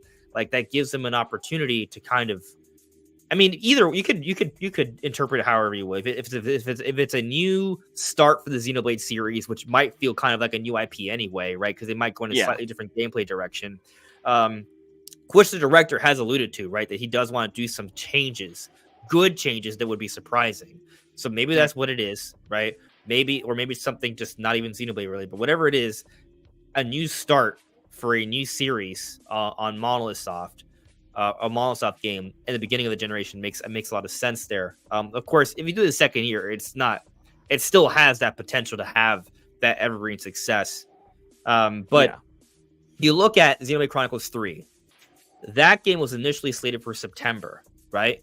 And they actually were ready even before that. It was one of the rare cases where a game wasn't anti-delayed. Yeah, It came sooner. Like, you know what? September, we got news, friends. It's coming out July. Get ready. You know, like that was amazing. It was one of the craziest moments ever. Awesome. And it was also like Nintendo's best game that year. So it was crazy how that whole worked out. But I bring that up because like that was a huge game. It's arguably like Monolith Soft's biggest, most in-depth. It is. Like, is it even arguable? Oh, it's the biggest, most in-depth game to date, and it was super polished, and it came out were crazy earlier than expected. The DLC, which was also pretty significant, came out earlier than expected as well. Before Tears of the Kingdom. We all thought it would be after. It came out beforehand. Has some of the best graphics and some of the certain features that a lot of Nintendo games don't have, like the TAA upscaling. Well, almost no other Nintendo game uses that feature. Yeah, I mean they were really pushing tech there. You know, I've been getting the itch to have my second playthrough of Xenoblade 3 soon. So that'll come. But I'm also kind of like, because we're in the ending years of Switch 1, I kind of want to I got to be Paper Mario. I started playing what's that game with you? X Defiant. Yeah, X Defiant has eaten my life. I barely gotten into Paper Mario. To be fair, I am trying to savor Paper Mario because I've played it so many times. Yeah, it is a remake, and there's differences, but it's mainly the same game. So I don't want. I'll just rush through it. I'm also in the I'm middle trying of to like like, talk to every single NPC with yeah, Goombella and stuff like that. I've been playing it very slow. Very slow. I think part of it is that I've also recently started to rewatch Stranger Things. So that's kind of Yeah. taken like some of my Been watching recreation time. Community. I Ooh, finished okay. Brooklyn Nine-Nine and then rewatching Brooklyn Nine-Nine and then rewatching Community. And then I'm gonna go finish I forget the name of the title off the top of my head. It's just the name of Atlanta. Interesting. What is that? It's a show starring Donald Grover. It's just about living in Atlanta. It's very good. I don't really know how to describe it much better than that. Okay. So for me, watching Stranger Things kind of helps to mitigate my withdrawals of Metroid. That and also I've been replaying Metroid Prime for like the 17th time. So have you ever you know, seen the and fourth season of Stranger Things? no, that and so it's Dude, been such a it's long time. so good. That's why I haven't been blitzing Paper Mario because I've been blitzing Stranger Things instead. I'm still playing Paper Mario, but just slowly. And so like I bet once I finish Stranger Things, then I'll enter the Blitz Paper Mario kind of phase, right? But like, so I'm in season 3 already, so I'm close, right? Isn't the final season supposed to air soon, if I'm not mistaken? I relatively I think, but I'm not up to date on I hope it's the like news. I hope it's like next week. That'd be so crazy. I can just not have any breaks, right? Just finish the whole season thing. Seasons 5 That'd be release date. And the fun thing about Netflix is that when it comes out, it's out all at the same time. The 5th and final season of Stranger Things is expected to premiere on Netflix in early 2025. Oh, well, I mean, it's already June. Yeah. What is it? What is it with companies and early and still nothing? I think Stranger Things is one of those shows that you don't. As long as you've rewatched it within the last couple of years, you'll pretty much know what's going on. Yeah, that's why I had to decide to rewatch it, right? Because I was gonna watch season 4, but I was like, oh, I feel like I don't really remember that much. Right. So and this isn't something like complicated. Like Attack on Titan, I'm definitely gonna go back and rewatch it all. Yeah. All now. Yeah. I think it's all out, right? Yeah, but I was not watching those last seasons because I could not remember what was happening. And I would rewatch the show, and it's still like it would take so long for the next season. I'd be like, "This is such a complicated story. I don't remember all these plot details." But I think Stranger Things is probably fine. Oh wait, anyways, so why were we talking about Stranger Things? Hold on. First off, my brain just brain farted. So early 2025 is not 2024, right? We're in early 2024. For some reason, I jumped ahead a whole year, right? So okay, so now I understand. Okay, so it's coming out 2025. Whatever, it's fine. The reason I brought up Stranger Things is just because that's taken away some of my time, but also Stranger Things has always given me some Metroid vibes, right? Like it has like the whole creepy sci-fi feel to it. And so like sometimes like some of the music, some of the concepts, like it definitely gives me Metroid vibes, right? Like the idea of the Upside Down. Well, have you played Metroid Prime 2? No. Metroid Prime 2 is the Upside Down.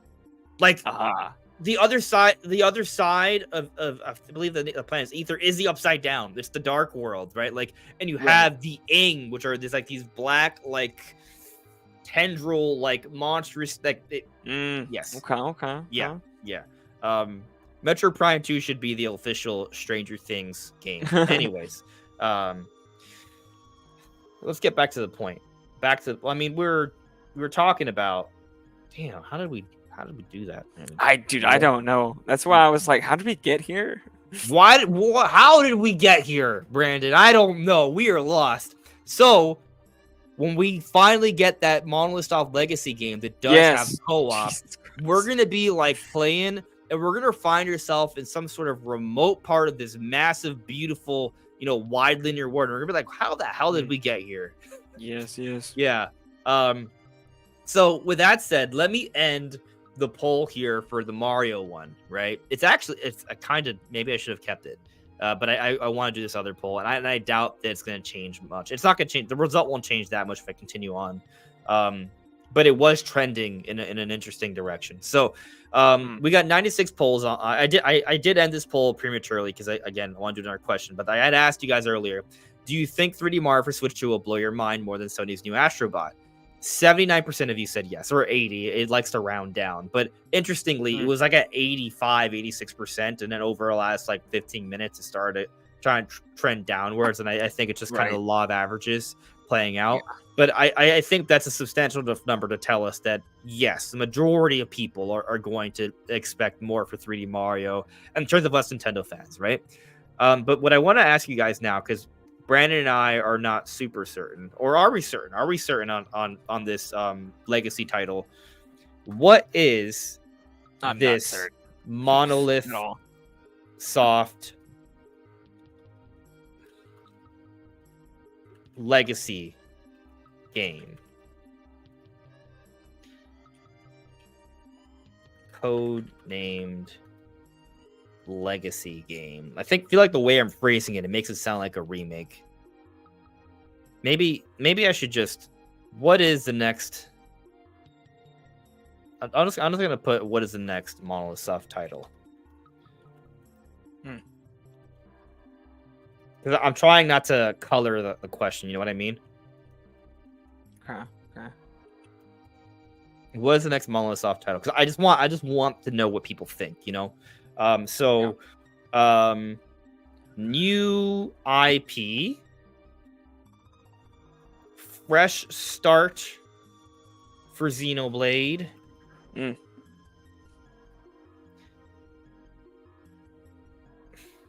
Epic remake of Zelda. Got that? Is that fair to ask? New IP, fresh start for Xenoblade, epic remake of Zelda. Maybe just Zelda related. There's a lot of different things it could be for Zelda. Doesn't have to necessarily be a remake, kind of limiting.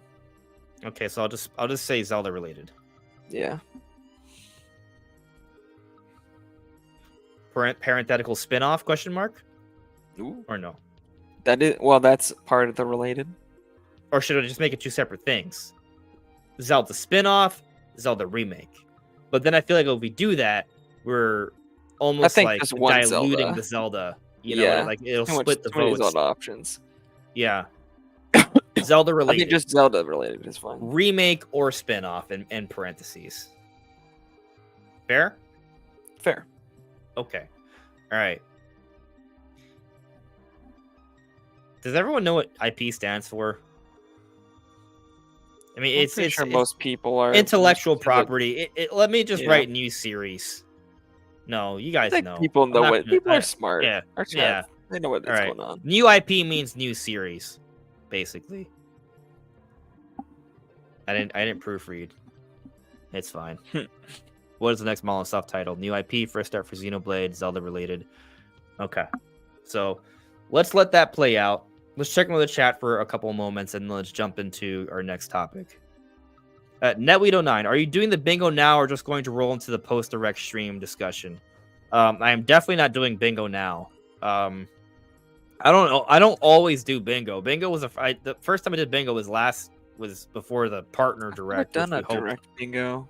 Yeah, like the bingo stream was fun, but I also hated it because I put out this bingo thing that was not a perfect representation of my predictions.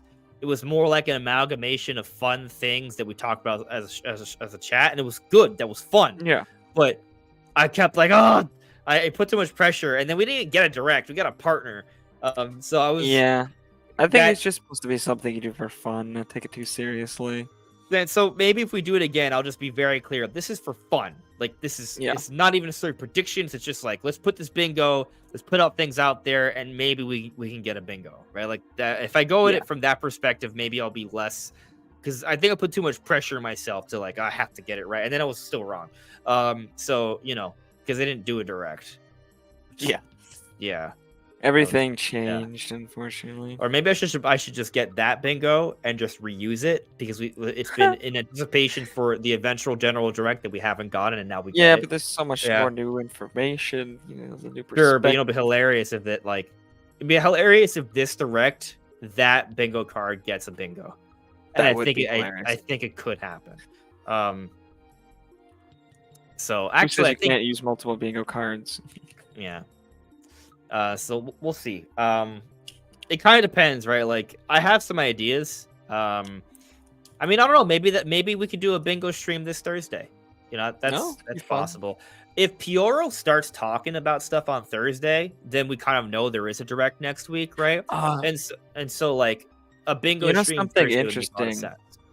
because it came out. I don't know if you saw this or if you plan to mention it at all, but apparently one of the big reasons that right before Nintendo Directs they would get leaked like very accurately, but not beforehand, is because somebody at Google was leaking because they would watch, because they had access to what Nintendo would upload on their YouTube is private.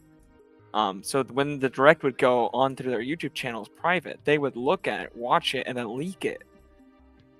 And now they're getting like sued and stuff. I don't know if they will not be able to do that again, but if they are still active, I don't know if they're caught or not. But if they're still active, it's very possible that like a day or two before the direct, it will get leaked again. So, I don't.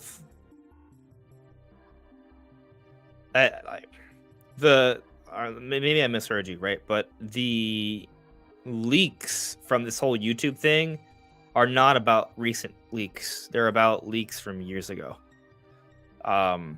So in the case of like something like Pioro, the Dory, well, not they're them. not even relevant. I'm just talking about. Yeah, and also they've gone from things outside of YouTube trailers. Yeah, so I'm looking at this article here. A new report on old privacy incidents suggested at least one Nintendo leak came from a Google employee showing off private YouTube videos to a friend. The leak in question dates back to 2017, when images of a trailer for the then untitled Yoshi's Crafted World hit Reddit shortly before the game's official reveal. In the comments, the poster of the thread said, "My friend work at Google, and he sends his photo to me. It's a video that's already on the Nintendo channel and is going to be public after the reveal. The image included in an admin, blah, blah, blah." Now, 404 Media has published a breakdown of several privacy incidents at Google based on internal reports of the company, including this one. The employee, apparently a former temporary contractor, was able to download video with admin account and shared unreleased Nintendo feature with friend. Google's internal report interview concluded non-intentional reactive consent. So, I mean, I think that's it. I mean, there's no guarantee that there aren't other people doing this, or that he hasn't done it other than that one time that they know of. Yeah. The fact that it happened, I see where you're coming from that, but also based off the reported incident though is this. Now, what's interesting, right, is that when did they figure this out? Because it's just now coming out. So here's the difference. Images came out with that leak, right? All the leaks we've talked about, there's no images or anything. We're talking about code names, right? Like we're talking about things that are exchanged. I'm not even referring to these leaks because they wouldn't fit into this anyways. I'm talking about if this is somebody doing this now, because there definitely could be. We could see something leaked a day or two before the direct. Like visual or just either one, depending on what they want to do. I mean, first off, Pioro already leaks his stuff. It's easier to get away with stuff if you don't send visuals, so that might be why that hasn't happened so much lately. Yeah. I'm just gonna say that maybe, but like also like Pioro already leaks his stuff, and they've already shown that they don't get all their info from YouTube videos. So no, I'm literally has nothing to do with any of the current leaks. I'm just but you're asking my only if we can point. Get leaks, right? Was that your question? Or did I misunderstand your question? No, my only point is, since this person has done this at least once, and who knows how many times they've done this, and there's a huge track record of people leaking stuff literally the day before a direct goes live, which fits very much within this situation, it could happen again the day before the direct goes live. That's literally all I'm saying. You might be right. I mean, it happens, right? So in the case of the Nintendo, though, the only accurate leaks that happen like right before typically are just from like, sometimes we hear about some things, right? There was a lot during the Smash era. It would be like right before, literally like the day before. But it was rarely like the entire direct. It would be like one or two things, you know? It was usually the biggest announcement in the direct, though. Yeah. But like over the last couple of years, I don't even know if it's been a whole 2 years yet, right? But Pioro has been like hinting at several things for directs before. And interestingly, none of the big there hasn't been like a really big direct during these last couple of years, like because we already knew about Pikmin 4. Tears of the Kingdom was a known quantity before as well. When Pioro started to enter the scene, the biggest thing that they've leaked is Mario Wonder. So I think it hasn't happened definitely as much lately. It was mainly during the Smash era, and I don't think it's happened that many more times after. But it could happen again. Yeah, I also do have the sense that like outside of Pioro and Midori, like it doesn't feel like insiders don't know have as where much their info. sources are. We don't. It's not YouTube. I mean, if it is YouTube, it's not just YouTube. Definitely not just YouTube. And they also tell us that it's not YouTube. And given that they're right on most, if not all things, we don't really have reason to think that they're lying, right? No. So, yeah. But there's no reason to think another leaker or just some random person on Reddit. So basically, these leak stories I don't think really impact the current leak scene, if that makes any sense, right? Like, yeah, I mean, the fact of the matter is leakers come and go, right? Yeah. Like a lot of the people that we relied on for info back in 2017, 2018 aren't the same people we rely on for info now. I mean, if you leak things consistently, you're almost certainly going to get caught eventually. It depends, right? But I mean, you also have people that are just journalists in the industry or connected to the industry, and so they'll talk on some things. Like Nate the Hate's, been a part of this industry to talk, presumably talking to people all around for years, right? So, the only point I'm getting at is like, I don't really think from our perspective anything's going to change. It's been fluid. And it will continue to be fluid, right? Like, like right now we're on the Midori Pioro thing. Yeah. I don't think it's guaranteed that they're going to be like the way they are for the next 7 years. That'll be interesting if that's how things turn out. But at some point or another, there's going to be a shift there, and that's just how it's going to go. But we'll see. Maybe they'll just retire. Maybe they'll still have access, but at some point they'll just not care about it anymore. Because it's not. I don't really think it's a job for them. They don't make money from it, from what I gather, right? Yeah, not really. I mean, you could make. I mean, I guess maybe on Twitter you could make money. Midori is frequent enough on Twitter, yeah, but I don't know if that's why they do it. Like, I don't know. So probably just like the following. Yeah. I guess. Yeah, I do technically pay for my Twitter membership because I need it to communicate with others. I pay for it specifically for the messaging features and to document things. So like, I don't see ads, I guess, right? Actually, no, I still see ads. I don't know. There's still ads when you pay. Yeah, I don't know. There's just less ads, I think. Yeah. My point is I haven't seen anything from Dory where I'm like, oh, they're monetized. Actually, wouldn't they have like a blue check mark or something if they would? Or, yeah, do they? I don't even pay attention to that. Yeah, I have no idea. Yeah, I don't know. I also like. I'm trying to look, but even if they do, you make like almost no money off of Twitter. Right. Like you could get millions of impressions and still make like just a couple, like not even hundreds of dollars. Right. I'm sorry it's taking me so long. I mean, people like Mr. Beast get like pretty much more impressions than anybody else on the platform, and then they make like a couple he has like the whole subscribe thing. Like he posts and then he says subscribe to see, and I'm like, yeah, that's so dumb. I don't. That's weird. Why? It's weird. It's weird. It's like when you go to an article and it's like, oh, you've already seen in the free articles, so you're gonna have to pay for a subscription to the Washington Post to see this. I'm like, it's on a public forum, right? Yeah, it's even worse. Right? Like it's one thing if it's like a separate platform, right? But it's a public forum, so I don't know how I feel about it. But garbage. Well, I mean, it's also It doesn't really matter, but it's they stupid. they're not hurting anyone's rights. They're No, expressing their opinion, that's and what I'm they saying. Like, think, I don't yeah, really care, but also yeah, stupid. Why would you pay for that? yeah. It doesn't intrigue me in any way. I'll tell you No. that. Anyway, let's let's continue on here. All right. Okay. So we talked about the legacy thing. We talked about the Zelda thing. Right. We have not talked about the Splatoon thing or the Switch Sports thing. Okay. So there's still some big things to discuss here, Brandon. What do you want to get into first? Oh, you know what I want? What I want Smoothie? is Switch Sports Resort. That's what I want. Really? Okay. Yes. Okay. Switch Sport or Wii Sports was a good game. It was fine. But Wii Sports Resort, that's where it was at.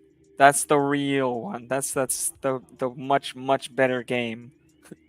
And Switch Sports is fine. Not good enough for me to have personally bought it, but it's a fine enough game. But a Switch Sports Resort, that would get me to purchase. And day one, pre-order. Yeah. So let me share with you guys what Midori said. This is another Midori leak. So is the Legacy one, by the way. All these are Midori leaks. There is also a project at Nintendo in development with the codename Anna. Elsa is a codename for Nintendo Switch Sports, so this title might be related. For those that don't recognize how Anna will be related to Elsa, this is what I was confusing the Alice thing for earlier, by the way. Frozen. Anna, yes, Anna and Elsa are the main characters of the Frozen series. So they first chose Elsa, which is the ice powered princess from Frozen, like the main character. But then there's her sister Anna, right, who now we have a codename project for Switch Sports. It doesn't, for Elsa doesn't at all hint at like winter sports, right? Because that was for Switch Sports, and it's not summery. It's very summery. It's not at all. I mean, maybe it's not summery. It's just not wintry or autumn. Yeah. Like it's pretty like spring, summery, kind of like sunny. There's green grass. I just basically don't try and interpret like some sort of theme in that regard. I think the idea is that it's a follow up to Switch Sports in some way. I see Metroid Jones in the chat is saying, I hope Anna is a Nintendo Switch Sports Deluxe for new hardware. They could repackage the existing Nintendo Switch with expanded content, add 2 new sports, have improved online. I rather just be a new game, and I'll tell you that actually Anna does not. It hints that it's a new game and not a remaster deluxe, because typically I don't think there's gonna be a lot of deluxes. I think with the backwards compatibility of Switch 2, you're just gonna play Switch Sports on your Switch, probably with like a 4K patch or something. Well, and that'd be fine enough. There's no need for deluxe versions of games anymore. What I was gonna say though is that with the code names, typically if it's like a remaster for another console, it'll be the initial code name plus like the acronym of that console, right? So like we talked about earlier, how there was BFSW, which is Big Folk for Xenoblade, and then SW for Switch. This SW in the first 2 letters of Switch. And so there's another code name example we've talked about in the past, how there's U-King, which is the code name for Breath of the Wild, right? Which is initially meant for Wii U, right? But then it came to Switch as well, Breath of the Wild. But now there's a code name of U-King O, and so there's discussion on, is that a Breath of the Wild remaster for Switch too? For the record, I haven't mentioned this before, but we get code names for patches or updates to games as well. It's not just brand new releases. So the U-King O thing doesn't like straight mean, we're going to have a physical release of Breath of the Wild. It might just be an enhancement patch. So for those concerned, there's still some leeway there. But anyways, because this code name is Anna and not Elsa 2 or Elsa O, right? I think it suggests that if it is indeed connected, which I think there's a solid chance, right? This is a new entry in something Switch Sports related. Maybe Switch Sports Resort, Switch Sports 2, something like that seems to be the implication here. And I'm all for it. I'm all for it. I think it makes a lot of sense to be a year one Switch 2 title, because you look at the success of Switch Sports, like it or not, it's a big seller. At its 13 plus million, it's continuing to sell. I actually like Switch Sports. Granted, I technically don't own Switch Sports, so but I think it's good enough. I just didn't think it was. I didn't want to buy it. Let me clarify though. I like Switch Sports, but I don't own it because I bought it for my dad for his, like, Father's Day or his birthday, like a little while back. And so whenever I hang out with my dad, I play Switch Sports with him. Right. We play a lot of golf. And so I've played Switch Sports. I've played all the sports. I've enjoyed the game for hours, right? Like it's actually what we play the most at my dad's, and I visit my dad with regularity, right? Like a few times a month. So you know, I play Switch Sports, right? I just want to explain that, you know, why I don't own it, but still understand it a lot. Yeah. I think Switch Sports is the kind of game that's pretty much only fun to play with other people, and if you're going to play it by yourself, there's no point in owning it unless you're going to have a bunch of other people. I agree with that. Yeah. Whereas I feel like this game has the potential to be more like Switch Sports Resort, where there's a lot more single player content in there. Oh man, I just love flying around the map, collecting all the little icons. Oh, yeah. It's so good. That game was amazing. Had way more sports than Wii Sports. It was a much more fleshed out game. And Switch Sports is also a very beautiful game that holds up really well. So there's no real point. It's a good. I don't think there's any point in making like a Switch Sports 2. Oh, okay. I was thinking of Wii Sports Resort, but you're talking about how Switch Sports is a good looking game for Switch. Okay. Yes, I think it's a very good-looking game for Switch. I like the look of it. Yeah, it feels like sharp and colorful. You know, it's very detailed, and there's a lot of nice lighting and materials, and I think overall the game just looks very modern and good.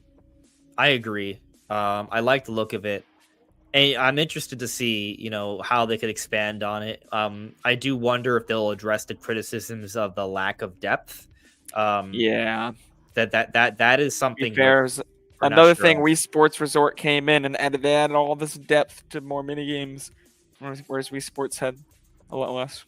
So, I mean, maybe in that regard that there's something to that. But also, Wii Sports Resort was its own separate release, right? Wii Sports was initially just a pack-in. So it had the excuse of being a pack-in where it wasn't necessarily meant to feel like a full-on game. But you think on it, like, it was a pretty good package. You know, I think it could have got amazing package. It might have been able to get away with it as its own thing. And the draw of the system right off the bat. It sold the Wii. Yeah, it did a great job. It was amazing.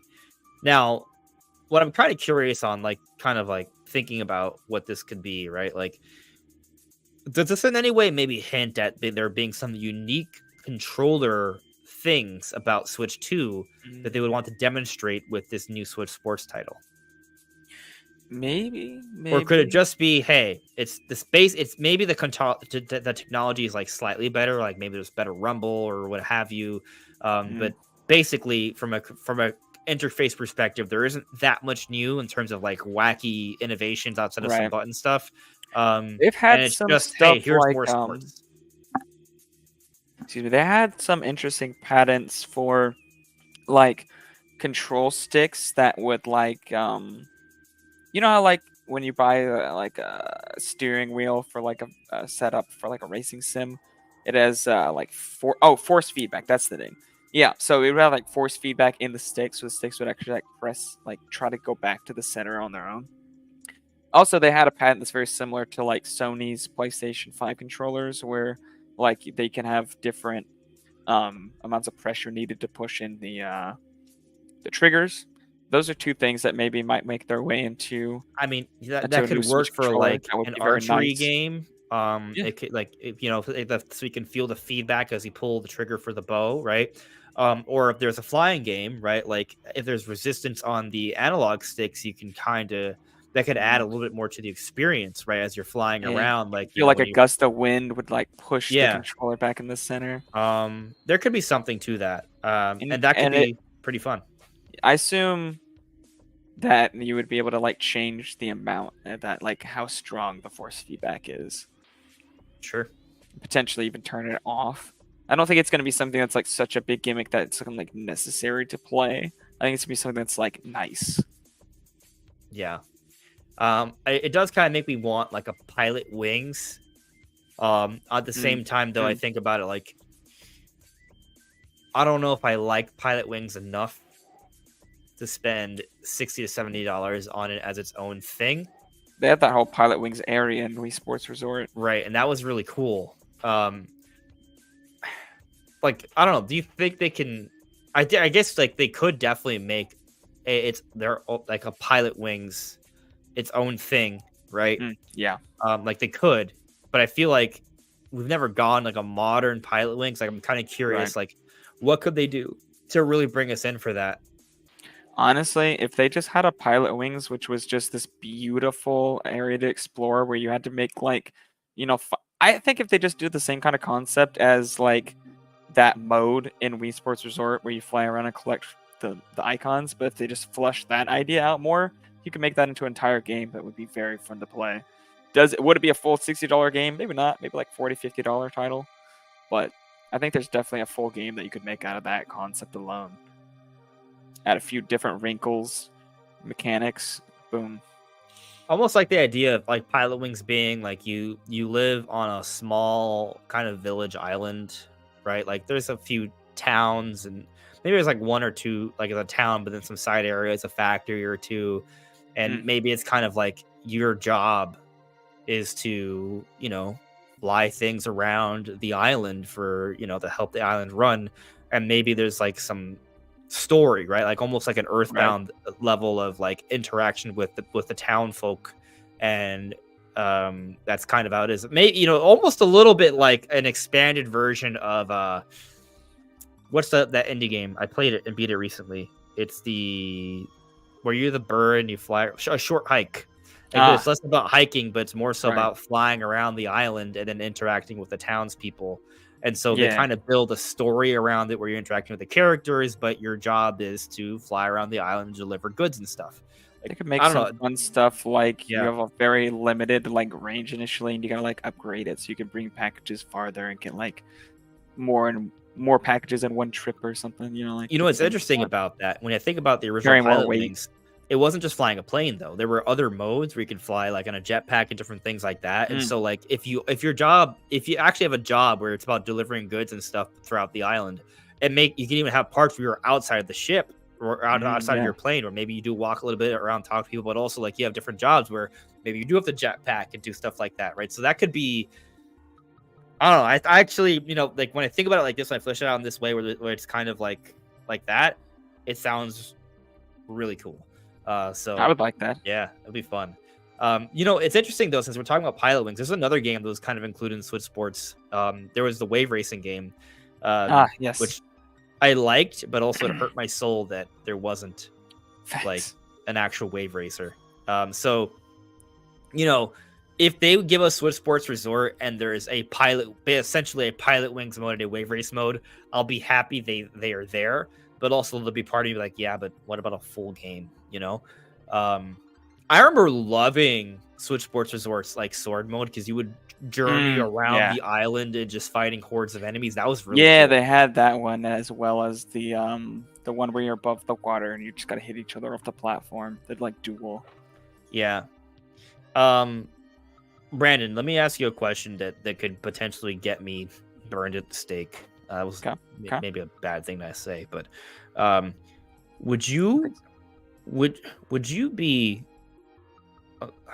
choose to wait another year for Mario Kart? Mario Kart doesn't come out until holiday 2026, but you get Wave Race and F-Zero in 2025. A new Wave Race and a new F-Zero. I'm not super big on either of those series, but I enjoy them, and I would rather see them exist than not. So assuming that the choice is that they don't exist, then yeah, I'll wait a year for Mario Kart. I don't care. Bro, like, I just kind of think about, like, how cool would it be to have a wave race at launch or Switch 2, and you just play, like, the best, like, wave race. Like, think of, if you play Wave Race 64, for those who have Switch playing that on, I was playing that the other day. The water physics are insane for when you think that it was made for N64. They're pretty good. Like imagine like what you could do, especially like if we do account for like new controller technology, if there is like kind of force feedback with the triggers and the sticks and better rumble, and they could make some really they can make it feel really good. Yeah. There's been a talking point for F-Zero that they haven't had a new idea for F-Zero. Like if you have this kind of technology for Switch 2 for the controllers, that's more than enough reason to make a new wave race centered around showcasing the new rumble and feedback and haptics of a controller for wave race would definitely be the best demonstration of a wave race ever. Be dope. Of course, I also think it just makes sense to give us updates on series that have been dormant for generations. Like, there's nothing quite like Wave Race. There's nothing quite like F-Zero. Some people say, "Oh, there is tons of things like F-Zero." It's not actually true. But for Wave Race, definitely, there's nothing you don't see. Yes, there are futuristic racing games, and that's how people will say, "Oh, there's tons of F-Zero similarities," but there aren't. Right. There isn't tons of wave racing games. I can't think of any. So, if what is it like? There is the Thunder game. I forget the name of it, but there was this arcade game that was I don't know. I'm trying to remember. I wanted to say Jet Force Thunder or something, but I think I have the name wrong. I think I'm confusing it with Jet Force Gemini. Yeah. Water Thunder racing game. Water Thunder. I'm trying to remember the name of it. Hydro Thunder. Hydro Thunder was sick. That was cool. Yeah. But anyway, hope we get Wave Race and F-Zero, but yeah, Switch Sports as a Switch Sports Resort for year one would be really good. Yeah. Do you think they'd make it a launch title, like a pack-in game? I mean, a pack-in? Ooh, I would think a pack-in game would help sell systems a lot, but they also could have definitely done a pack-in game with 1-2 Switch on the Switch, and they didn't do that. So I don't think they're gonna do another pack-in game. Yeah, they've only ever done that on Wii and right? Or have they done that before? Yeah, they've done it before. They've done it plenty of times, actually. Nintendo DS had the pack-in of Metroid Prime First Hunt. It was Metroid Prime Hunter's First Hunt. It was basically a demo, right? 3DS had face readers. Oh yeah, face readers. Wii U had Wii U had something? Well, the deluxe version came with Nintendo Land, but if you got the basic, I don't think you got Nintendo Land. So sorta. Yeah. There was a bundle, but that doesn't really count. It was the only correct choice. It was the black one fair. with 32 gigabytes and Nintendo Land, but I think the white one was. I got the one with Wind Waker HD. Oh yeah, that was a good bundle too. I wish I still had that box. Yeah, it was a good one. Yeah, I mean Nintendo's done it, but they didn't need it for Switch, and they saw great success. Also. So a Switch Sports Resort would sell on its own, right? Like, why lose out on this, independent sales, right? I think that's their thought. Yeah. So I don't think, there's no point. It's also probably gonna be a much more in-depth title than the first Switch Sports, I'd imagine. Right. So I don't think it's gonna be the kind of size of a game that you'd normally see in a pack-in title. It'd be a great pack-in title. A new Wave Race. Would it though? Yes. It'd be a weird pack-in title. Would be a great pack-in title because I'd play it to death. It'd be great for you. It'd be a weird one from a lot of people. Why? I mean, it's fine enough, but it's just a weird option. It would really show off the controllers, though. Yeah, I mean, I don't even know if they're gonna do that with the controllers. Those are just patents they've had at some point. Right, for sure. Like, hey, listen, It's just an idea for fun. I don't actually think that's happening. Facts. Anyway, so we've discussed a Switch Sports, right? That leak. There is another one though. Yes, there is another. There was another one, right? So this other one, let me share it with you guys.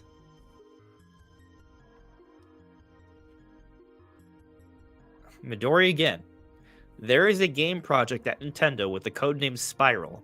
By researching the data I have received in the last month, it is very likely that this is the code name for the next entry in the Splatoon series. So, The next entry in the Splatoon series, Spiral. What do we make of that? I say it makes perfect sense. I think Nintendo's going to want to get a new Splatoon game out that's built for the ground up for the Switch 2 that will probably feel a little more different and have a lot. It will probably look a lot different. Like, it'll be a much bigger jump than we've seen. Because with Splatoon and to Splatoon 2, there's a decent gap. There's a pretty good jump. And then Splatoon 3 has some improvements, for sure. It's a better looking game, but it's not like wildly different. I think this is the first time we see like a wildly different or better looking Splatoon title. And there's an opportunity for them to go way harder with the ink physics and different things. I think there's a lot of cool stuff that they could do to make the game feel different and also look very, very fresh, as they say.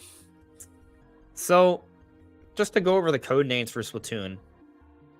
The original Splatoon had the code name of Gambit. Splatoon 2 had the code name of Blitz. Splatoon 3 had the code name of Thunder. Thunder! But, if you think about Gambit, Blitz, Thunder, they all feel very, energetic action. Yes. Spiral is a lot more vague. I am wondering what, the information he has that makes him think that this is Splatoon. Because, yeah, the code name by itself doesn't really... it could go either way. It's not like I'm over here this makes perfect sense. The code name sounds exactly like the other ones. But it's also not like it couldn't fit with them. Sure. Yeah. I mean, some people have thrown out the idea that maybe this isn't Splatoon 4, but just, a spin-off. But I don't know. What do you spin off from Splatoon? Because Splatoon already feels like... You know what I mean? I don't know. It's a very focused multiplayer experience. I don't know, unless they want to do a single-player focused Splatoon game, but I think that would also take away from the meaning behind it. Yeah, well, maybe they have the single-player campaigns, and DLC stuff. Campaigns. Maybe they like it so much they want to do something more sprawling, more vast. Maybe, but why not just do that with the next Splatoon game? Yeah, I feel like it doesn't really make much sense to do a separate spin-off. I mean, I pretty much just think it's Splatoon 4. Yeah, especially not before releasing a new Splatoon for your console, because sure, Splatoon 3 will still work, but yeah, it's not gonna be the same as a new Splatoon game made for that system. Now, something I'm gonna kind of speak about here. There's actually a lot more to this. I think we can sort of dive into. Midori talks about how the data she's been researching that she's received in the last month. It's interesting because Midori only recently started talking about Nintendo, and we've gone all these different code names, and we might be done with them now because she said something she's done, and she's gonna be a plant in the sun or something. I wonder if she's joking. I don't know, but I wonder if she basically just kind of leaked out a lot of big stuff, and that's it. But what if she just got a bevy of info and she's been sort of drip feeding it over the last few weeks? Not sure.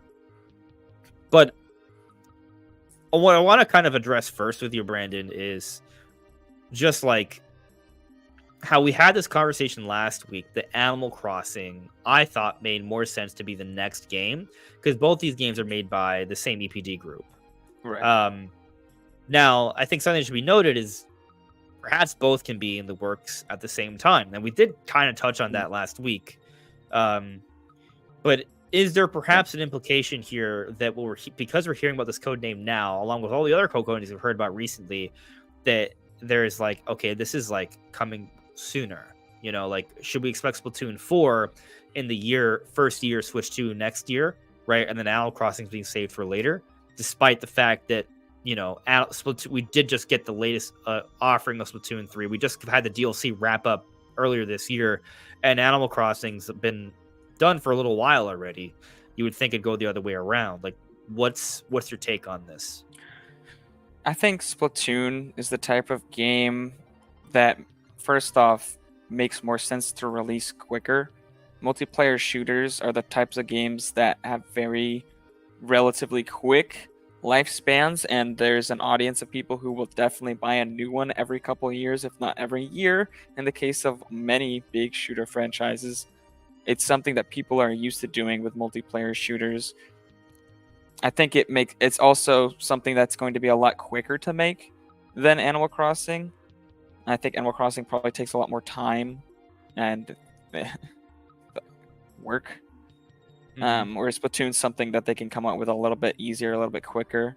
They can reuse a lot of the maps from the older games and then spruce them up and things like that. And they don't have to come up with a new concept that's completely game changing that's going to draw people in. It just needs to be different enough. And look, I think one of the big things that's going to make it stand out very easily is just how much better it looks than the other Splatoon games. Yeah, I mean, I think with horsepower they could do a lot. Because the thing is, I don't know if people realize like how crazy Splatoon is. Like, it's first off, the game runs at 60, right? Which that's something to be said just with that. But it's pretty high resolution too. It's like a dynamic 900p or something. I always feel like the games are pretty sharp. Yeah. But you're shooting ink, right? You're not shooting bullets. And so when you shoot the ink, you were changing the look of the environment around you. And then you can jump into the environment and swim around it. And you're changing that dynamically. And it's not just one ink, because when you're playing other teams, there's other inks. And it's all mixing in. And like visually, the games don't look bad. Like, they're not extremely simple. Like, they're fairly detailed for Switch standards or Wii U standards. Splatoon 3 added some nice baked global illumination, a lot better materials and things. Like, the metals look a lot nicer in that game. There's some nice looking visual aspects to those games for sure. I mean, I've never felt like Splatoon is like a simple game. Like, it's definitely I would say on the more technically impressive side in terms of like Nintendo releases. Yeah. So I think they could do a lot more Splatoon. Like, they can make bigger maps. They could have bigger player counts. Maybe they do more with the ink stuff. Ooh, yeah. Could we finally see like 8v8 or 6v6 matches? Because I think we've only ever gone 4v4. Yeah, and I'll still campaign for some sort of victory royale mode, like battle royale mode. I'll take that. I probably wouldn't play it too much. I'm not a big battle royale fan, but maybe Nintendo can make one that interests me. But they can kind of. So the thing is, like, some of the maps already changed, like, water levels, right? Right. It's not too far off from like how like there's a storm that closes in. Like, there's a little bit of that already, but imagine like a larger scale map where it's slowly getting flooded and you have to kind of fight your way up. Like, what if you're did you see the latest I shouldn't spoil the latest 8 movie, but just imagine like environments where water rises and it's like climbing to the top with your squad of survival, that could be pretty cool. Like, I'm not saying it has to be exactly the same. I don't think different. It could be something smaller as well. It doesn't have to I just be like the idea of escaping a player match.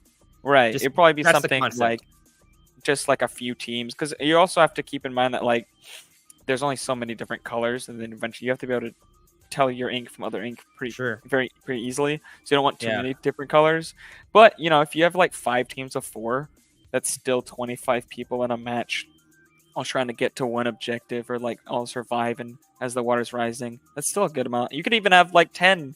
Oh, you could have 10 different colors. Here's another thing, Brandon. With more horsepower, you know what else they can pull off? Split screen. Ooh, yeah. Yeah, that would be nice. Like, I'm not even talking like one. They could do like 2-player online, sure, but I was thinking more like, like 4 players, 1 TV. The thing that people have complained about for the Splatoon series not having. Yeah, because it's a shooter, right? Like, people want to just GoldenEye it up or Halo it up, and they can't. Thanks. Maybe they should make that an option. Personally, I'd be more interested in being able to play like 2 people online at the same time, but they can do both. Yeah, why not? I think I feel like they haven't done it for horsepower reasons, right? I think they should be able to. Yeah. With the Switch too. I So think so. that can make a difference, I would say. That'd be big for a lot of people. Like from a casual perspective, like a lot of times people have wanted to buy Splatoon. I'm not talking about us core fans, right? I'm talking about like the expanded audience, right? They buy Right. Splatoon, they're like, oh, it's a Nintendo shooting game, so maybe they could, like, it's like a shooter that you could play at home. Kind of like the GoldenEye Halos from back in the day, except that's not it's not a thing. That's not what you can do. It's not about that. It's not playing online. So by having the ability to actually implement that now, that could be a core piece to help this Splatoon game actually be a bigger seller because they can advertise how Mm. not only is this fun online play with friends, but it's also fun local play with friends. And then you still have the Right. campaign for single player, of course. Although Yeah. co-op campaign would be good Ooh, too. that'd be Yeah, dope. online and That offline. campaign. Yes, Yeah, yes. that would be awesome. That'd be Agents dope. 1 and 2, or for Splatoon 4, Agents, I don't know, Yeah. 15 and Whatever 16. number they're on, yeah. Yeah, I don't know. So that could be something that I think would make a big difference. And maybe make it even more worthwhile as a launch title because it's more about pushing the multiplayer. And maybe that's why they kind of dial in on Splatoon before Animal Crossing, because they want to get out like that online. They want to really push the online early on. I could see that. And maybe it is just about timing. Like maybe that, Nintendo never really envisions Animal Crossing as a year one title. It's something that comes out a little bit later, especially because it does reach like a very casual audience. And that's Mm. something else to consider, right? Like going back to the argument I made before, how Animal Crossing is a much bigger seller than Splatoon. It is, right? Like Yeah. it is. It's not actually close. But you got to think it's not just the numbers, right? There's more to it than that. Sometimes we talk about issues that happen within the industry, the video game industry, or even go beyond video games. Sometimes when you have people higher up that just look at, oh, what sold more? Oh, that's the direction we should go. Sometimes you have people who are tone deaf or don't quite understand the details of it, right? And the details are what matter here. With Animal Crossing, well, first off, I do think it would be a solid launch. Like, Animal Crossing is not going to be bad, right? But Right. I do think its impact matters more when there's more people than when the Yeah. casuals already own the console, right? I Because think it could the get a lot more hardcore, sales when there's a bigger install base already there. exactly, because Animal Crossing appeals to a very casual audience, right? Perhaps not the audience that's buying Switch 2 day one, Yeah. So I think that does make a difference. I was kind of I put a poll today on my Twitter asking what's going to be the better seller this year. Luigi's Mansion 2 HD, Paper Mario 1,000 Year Door, a hypothetical new 2D Zelda this year, a hypothetical new Mario Party this year. I'm not sure where the poll is at right now, right? But some people think that Luigi's Mansion 2 HD, hands down, should be the most that game's going to sell better than anything else because Luigi's Mansion 2 on 3DS sold incredible, and so they think this remaster is also going to sell incredible and better than all those other options. And I think it it's a does. completely different situation. It's a different situation, and so I think sometimes we shouldn't just look at sells more, therefore this is the ultimate correct answer. There's more details to it. Now I'm not saying Luigi's Mansion 2 won't sell well, but I don't think it's going to be the best selling game this year. Facts. I also think having a Splatoon title that's exclusive to Switch 2 pulls Splatoon fans to immediately buy the console. Whereas people who are still playing Animal Crossing, sure, there's going to be a lot of reason to buy the new Animal Crossing and buy the new console, but it's not like the people who are playing, like the community. There's not as much of a community-driven reason to then go out and buy the new game immediately. I mean, I think you could argue there are Animal Crossing diehards, like there are people who only play Animal Crossing. Yeah. But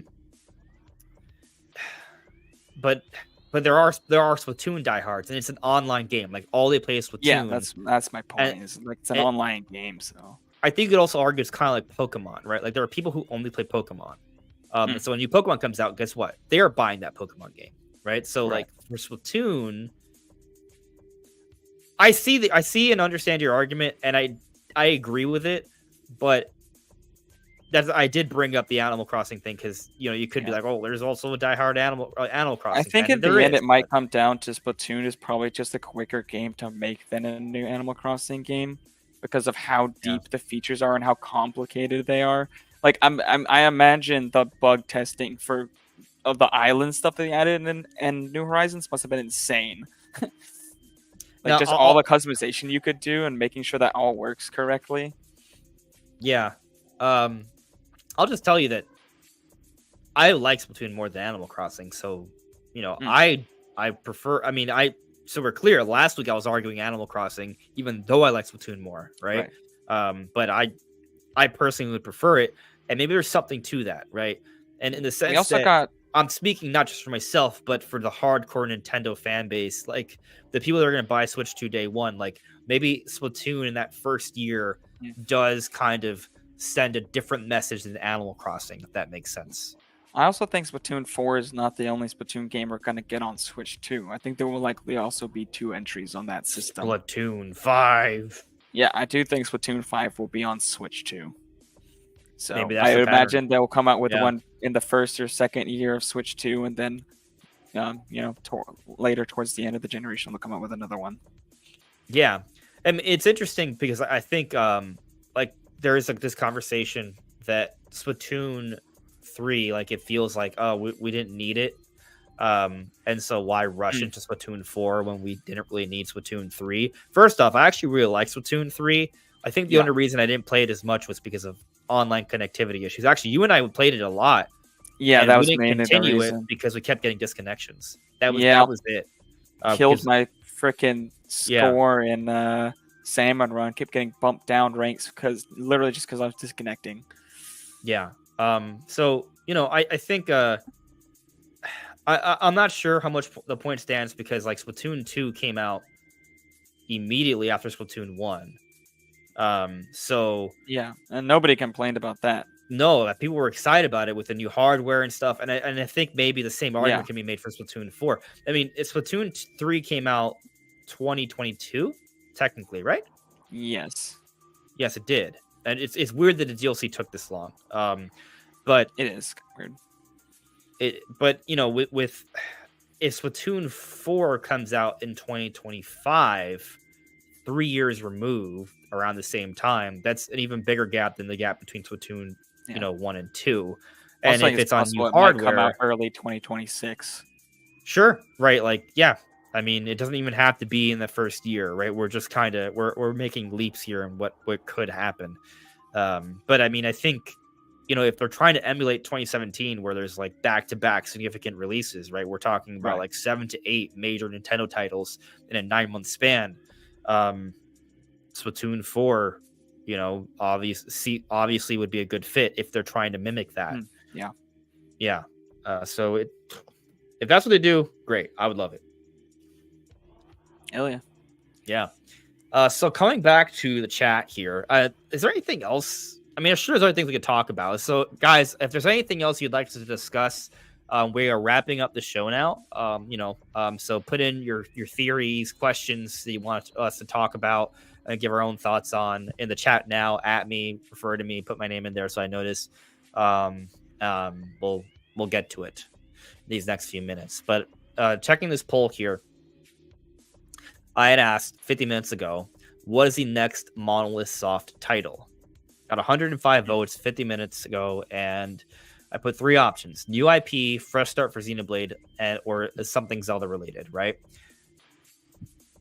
17% said a fresh start for Xenoblade. 24% said Zelda related, be it a remake or a spinoff of some kind. 59%, a majority, but I would say a strong chunk, right? Like, yeah. Strong that's majority. big. Not, like there's a big gap between it and the other 2 options. A new IP. Now it dropped down to 58, but I'm ending the poll. That's still pretty good. Still more than double the second place runner. Still rounds up to 60%. Yeah. It's pretty good. Most of us seem to think that it's going to be a new IP, even though Legacy seems to somehow suggest. Yeah. Having Hope says 17%. That's it. I'm so disappointed in people. Obviously, Having Hope is wanting a fresh start for the Xenoblade series. Yeah, it is interesting. Like, I think part of that is that, Xenoblade. Well, I think most people are familiar with Xenoblade. They know of its existence, and they'll look at it and be like, "Oh, that looks kind of like technically impressive for a Nintendo game." And they'll probably be like, "Yeah, Monolith Soft is a good developer, right?" But not but most of these people aren't going to buy the game. And so, like, I think a lot of people would actually prefer for Monolith Soft to do something else that perhaps will appeal to them more. Like, I think most people will be like, yeah, give us a technically impressive, vast world to explore. Like, that part, Monolith Soft has it, right? But the JRPG stuff, like what they do for that's a lot more niche. And I think that's the part that dissuades a lot of people from giving Xenoblade a try. I love it. I would wish more people. I think a lot more people who actually gave it a try would like it. I agree, but maybe with a new IP, they go in a slightly different direction that more people will be into. Hence, and so maybe people in general just want a new IP, right? And maybe from that perspective, right? Like maybe that does skew the poll, but also maybe that's what skews Monolith Soft and Nintendo to do something like that. Maybe so. But also, a fresh start for Xenoblade could still be that too. They can make a new Xenoblade that has a different gameplay direction. Right. For me, it's just I feel like they might want to take more time to figure out exactly what they want to do going forward, because we're not sure what exactly the next entry in the Xenoblade series is going to be. They might want to wait a little bit. That makes sense. There's going to be a lot more, because before they were going off of like one general timeline, like the Klaus trilogy, like the story's connected, they have things to pull off of. We don't know. They might need a lot more time to like storyboard and like get things ready for what they want to do with the series going forward. We're not sure how much they have that planned. So just for that, I'm kind of like, that kind of makes me think it's not going to be that quite yet. Also, I think that game they've been working on is probably a new IP that's just somewhat Zelda, not necessarily maybe even Zelda related, but just similar themes to Zelda, and that's why it has some Zelda looking art and like the Hylian crest and stuff. I think it's a new IP that they've been working on for a very long time at this point, so it just makes sense for that to come out as well very soon. Dude. I guess the question is, have they been developing it with Switch 2 in mind or not? Because if they're working on it all this time, they probably I'd weren't imagine at some point, yes. At some point they would have to transition, but when did they transition? Yeah. I don't know.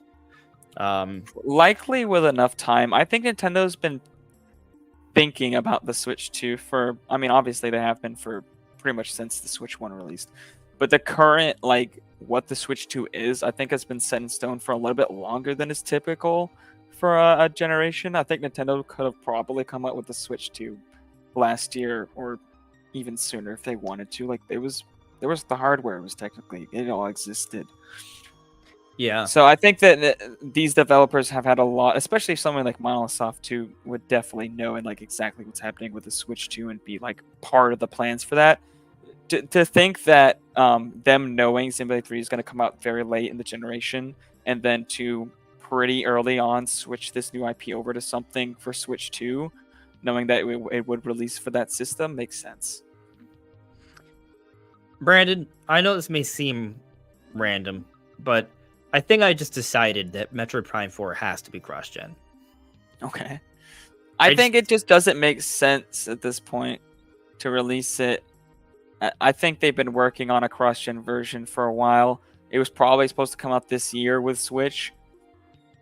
And I don't think they're going to be like, oh, here's the Switch version, and then we'll just save the work for the other version with a patch. Yeah, later. I might make a video on this. I need to double, because I know I've talked about this so many times before, so I'm gonna have to check to see my videos over the last while to see if this would be too similar to even bring up. But just another thing that kind of occurred to me when I think about retro studios, right? And I want to look up some interviews. I know I've read something somewhere at some point that it kind of coincides with my thinking here, but obviously, with memory can always be a little off. But I think Retro Studios, what they do, right? Like they focus on cutting edge Nintendo. Yes. And so if they had the opportunity to push their game more so, they would snatch it. Oh yeah. So, if Nintendo's like, hey, we got Switch 2 coming. What do you think? They'll be like, hell yeah. Hell yeah, right? Like, I don't know if I don't think it's in relation. There may be something in relation to Retro Studios in the past, right? Like maybe I gotta look up some Metroid Prime 3 like stuff, because that came out early on for Wii.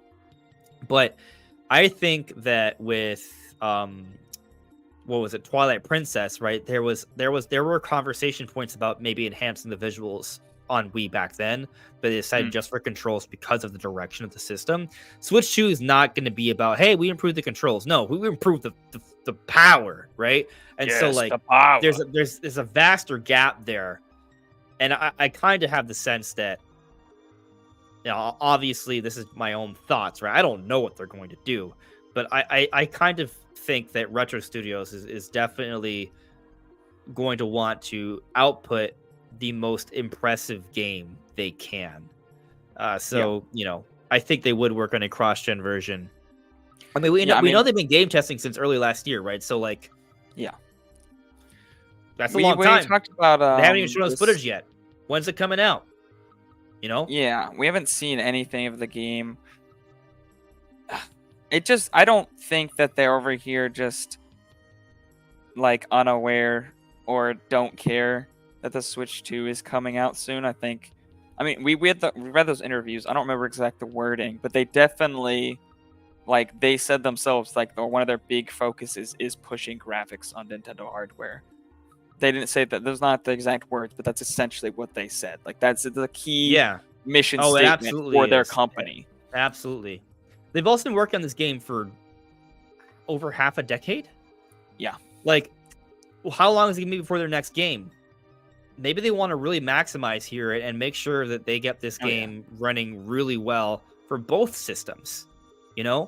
Because then they'll have to wait another half decade to get another game for Switch 2. I mean, maybe it don't take as long, but maybe they do. So maybe they want to maximize here.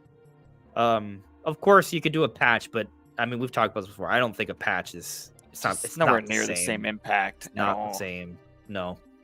But anyways, we don't have to dwell on that. It's just, a thought that came to mind where we're talking about, like, Monolith Soft, and if they would have been kind of making this project with, Switch 2 in mind. And that's why I started thinking about Retro, because Retro definitely would, because when I could think about them. Monolith Soft, I'm not as certain on. Monolith Soft is interested in definitely in pushing hardware, and they do push a lot of graphical features that even a lot of other first-party Nintendo studios don't, even though they probably should. Yeah, I mean, my point, I think this is going to be a Switch 2 exclusive, right? But I guess the question is, is it going to be something that really pushes the console, or is it just going to be like, hey, it looks pretty good? I would say that, historically speaking, all Monolith Soft games are at the cutting edge as well. Like, Xenoblade blew our minds for what we thought the Wii could do, right? Xenoblade X blew our minds. It still kind of blows people's minds how good that game is, in terms of everything from Wii U. Xenoblade 2 did some really cool things. But it also had, like, insane looking, like, material quality and, like, a lot. It was a generational jump from X, even though it used the same engine. Yeah. 2 is definitely a good looking game, right? It's definitely in the upper echelon of Switch games, for sure. 3, without a doubt, it's up there as one of the more impressive Switch games. And obviously all the DLC expansions have all been good, including Future Connected and Definitive Edition. Like, they've all looked pretty good. So Monolith Soft is somewhat similar to Retro Studios in that regard, that all their games are impressive for different reasons, right? But still very impressive. So yeah, I wouldn't be concerned. I think that the argument can be made that it's a safer bet that Monolith Soft next game is going to be impressive on Switch 2 than Prime 4, because we don't even know if there is a Switch 2 version, right? But I think there will be. We'll see. Anyways, To the chat. Spheromancer earlier asked, how many non-remake mainline 3D Zeldas will we get on Switch 2? 1. That's probably an unfortunate fact. Probably just 1. Exclusive to that system, like not cross-gen or anything. Probably just 1. Wii U got none from that perspective. Yeah, screw the Wii U. It doesn't deserve anything. Yeah, I think we get 1, and then maybe what that means is that right, and so maybe what happens is that second Zelda comes out cross-gen period. Yeah. Though we thought Tears of the Kingdom was going to be in that cross-gen period, although maybe it shouldn't have been, right? Like Tears of the Kingdom took too long to come out. Yeah. Also, Breath of the Wild came out day 1, whereas it's not going to be in next generation. Zelda coming out day 1 on Switch 2, so it's going to be kind of more in the middle of the generation, when the game releases. So it will probably the next one will be done like towards the end. So cross-gen would make more sense. Yeah, I think I have my brain wrapped around this. So this is what I think, right? I think there's gonna be at least one ambitious remake, like Ocarina of Time. There might be 2, right? Maybe Majora's Mask, maybe Twilight Princess during the Switch 2 era. So those are gonna be pretty hype, right? But I also think there's gonna be at least one brand new Zelda game, right? But I think once it comes out, it's going to be frigging huge, right? Maybe even bigger than Breath of the Wild, right? In terms of like success. Like I think it has that potential, but they're going to Elden Ring it in the sense that they're not going to, maybe they have DLC at first, but they're going to take their time and they're going to give us an expansion. Yeah. An expansion adventure. So that's what I think. That's what I think they're going to do. And so it won't technically be a second non-remake Zelda, but it'll be like, oh, here's another like 30 to 40 hour adventure in a new area based off this game. There you go. Like that I think a lot of us would eat that up. Awesome. It could be an expensive deal. It could be a $40 DLC, right, which is almost the cost of a new game, right? Well, I mean, if the game's up to 70, then not really, but it's still, that's chunky, right? And then that's what it is. We'll get a new Zelda game, we'll get an expansion to it, and maybe 1 to 2 non-remakes for 3D Zelda. 2D Zelda, well, I think we'll get one this year, so I don't know. And then, but there'll be other Zelda stuff. There'll be spin-offs or what have you. So that's what I think. Facts. Do you agree with that, Brandon? I don't know if you already said there'll be just one. Yeah. So yeah. Generally, yeah. Agree with that.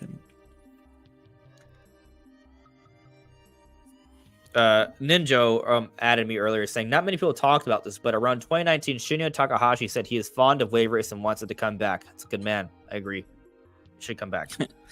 Bring back Wave Race. Bring back Wave Race. Make it happen. Start a Twitter hashtag. Yeah, let's go. Bring back Wave Race. Hashtag bring back Wave Race. Let's do it.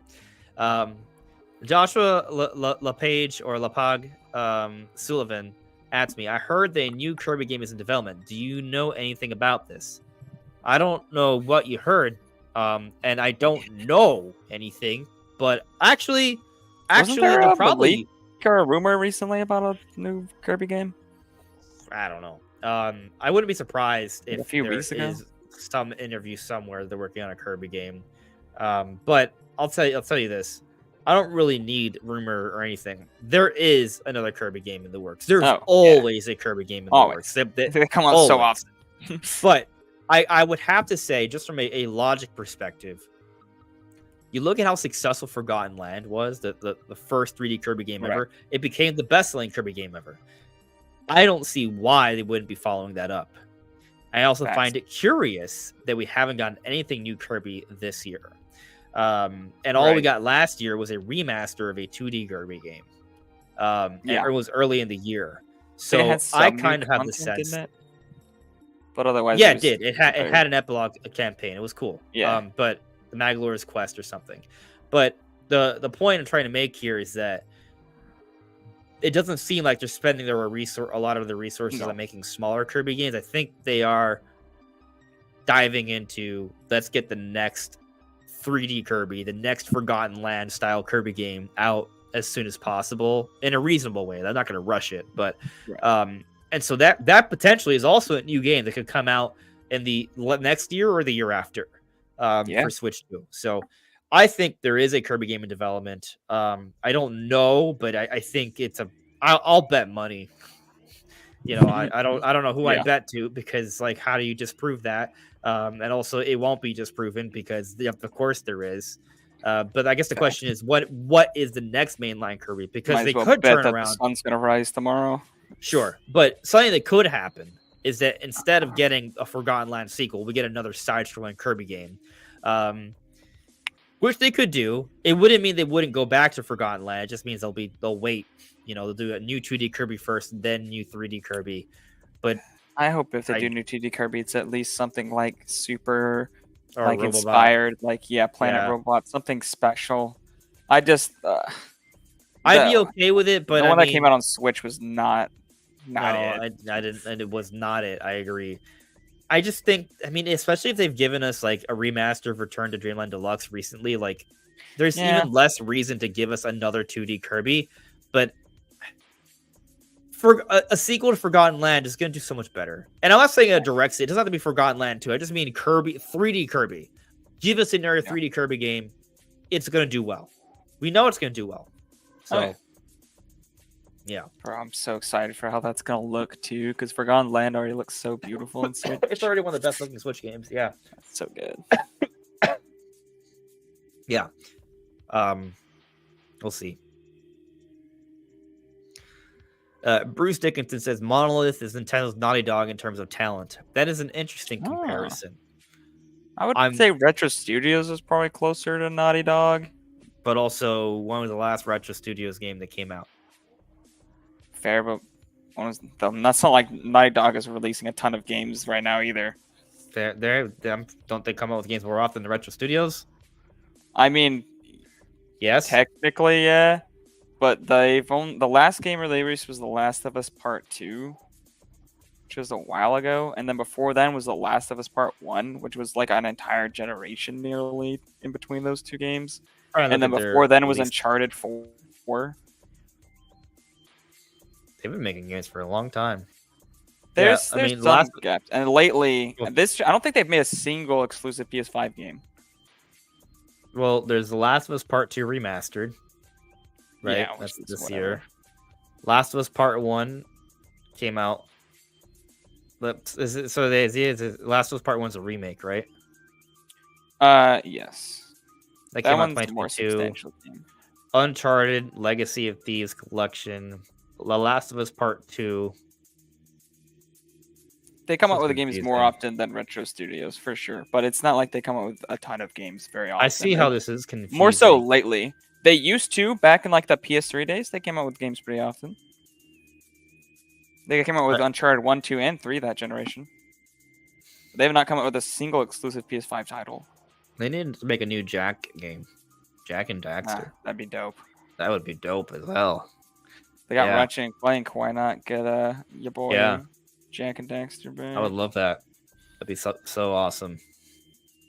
Hello there, Mando. Yobi, Spheromancer, Kirby Air Ride 2 would be magnifique. Mwah. Love it.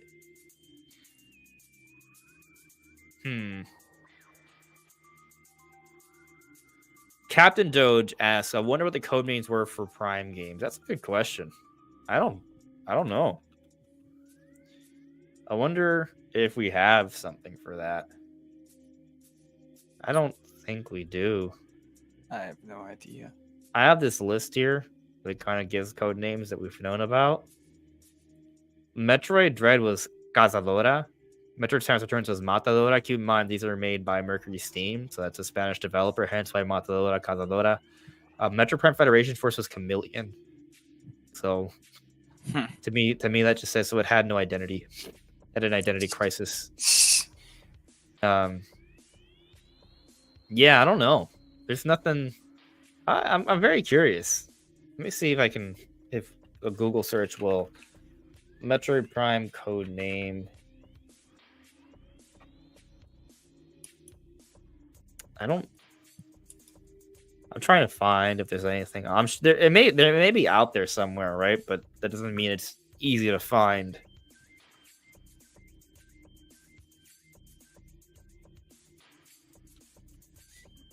I'm not finding anything on it. So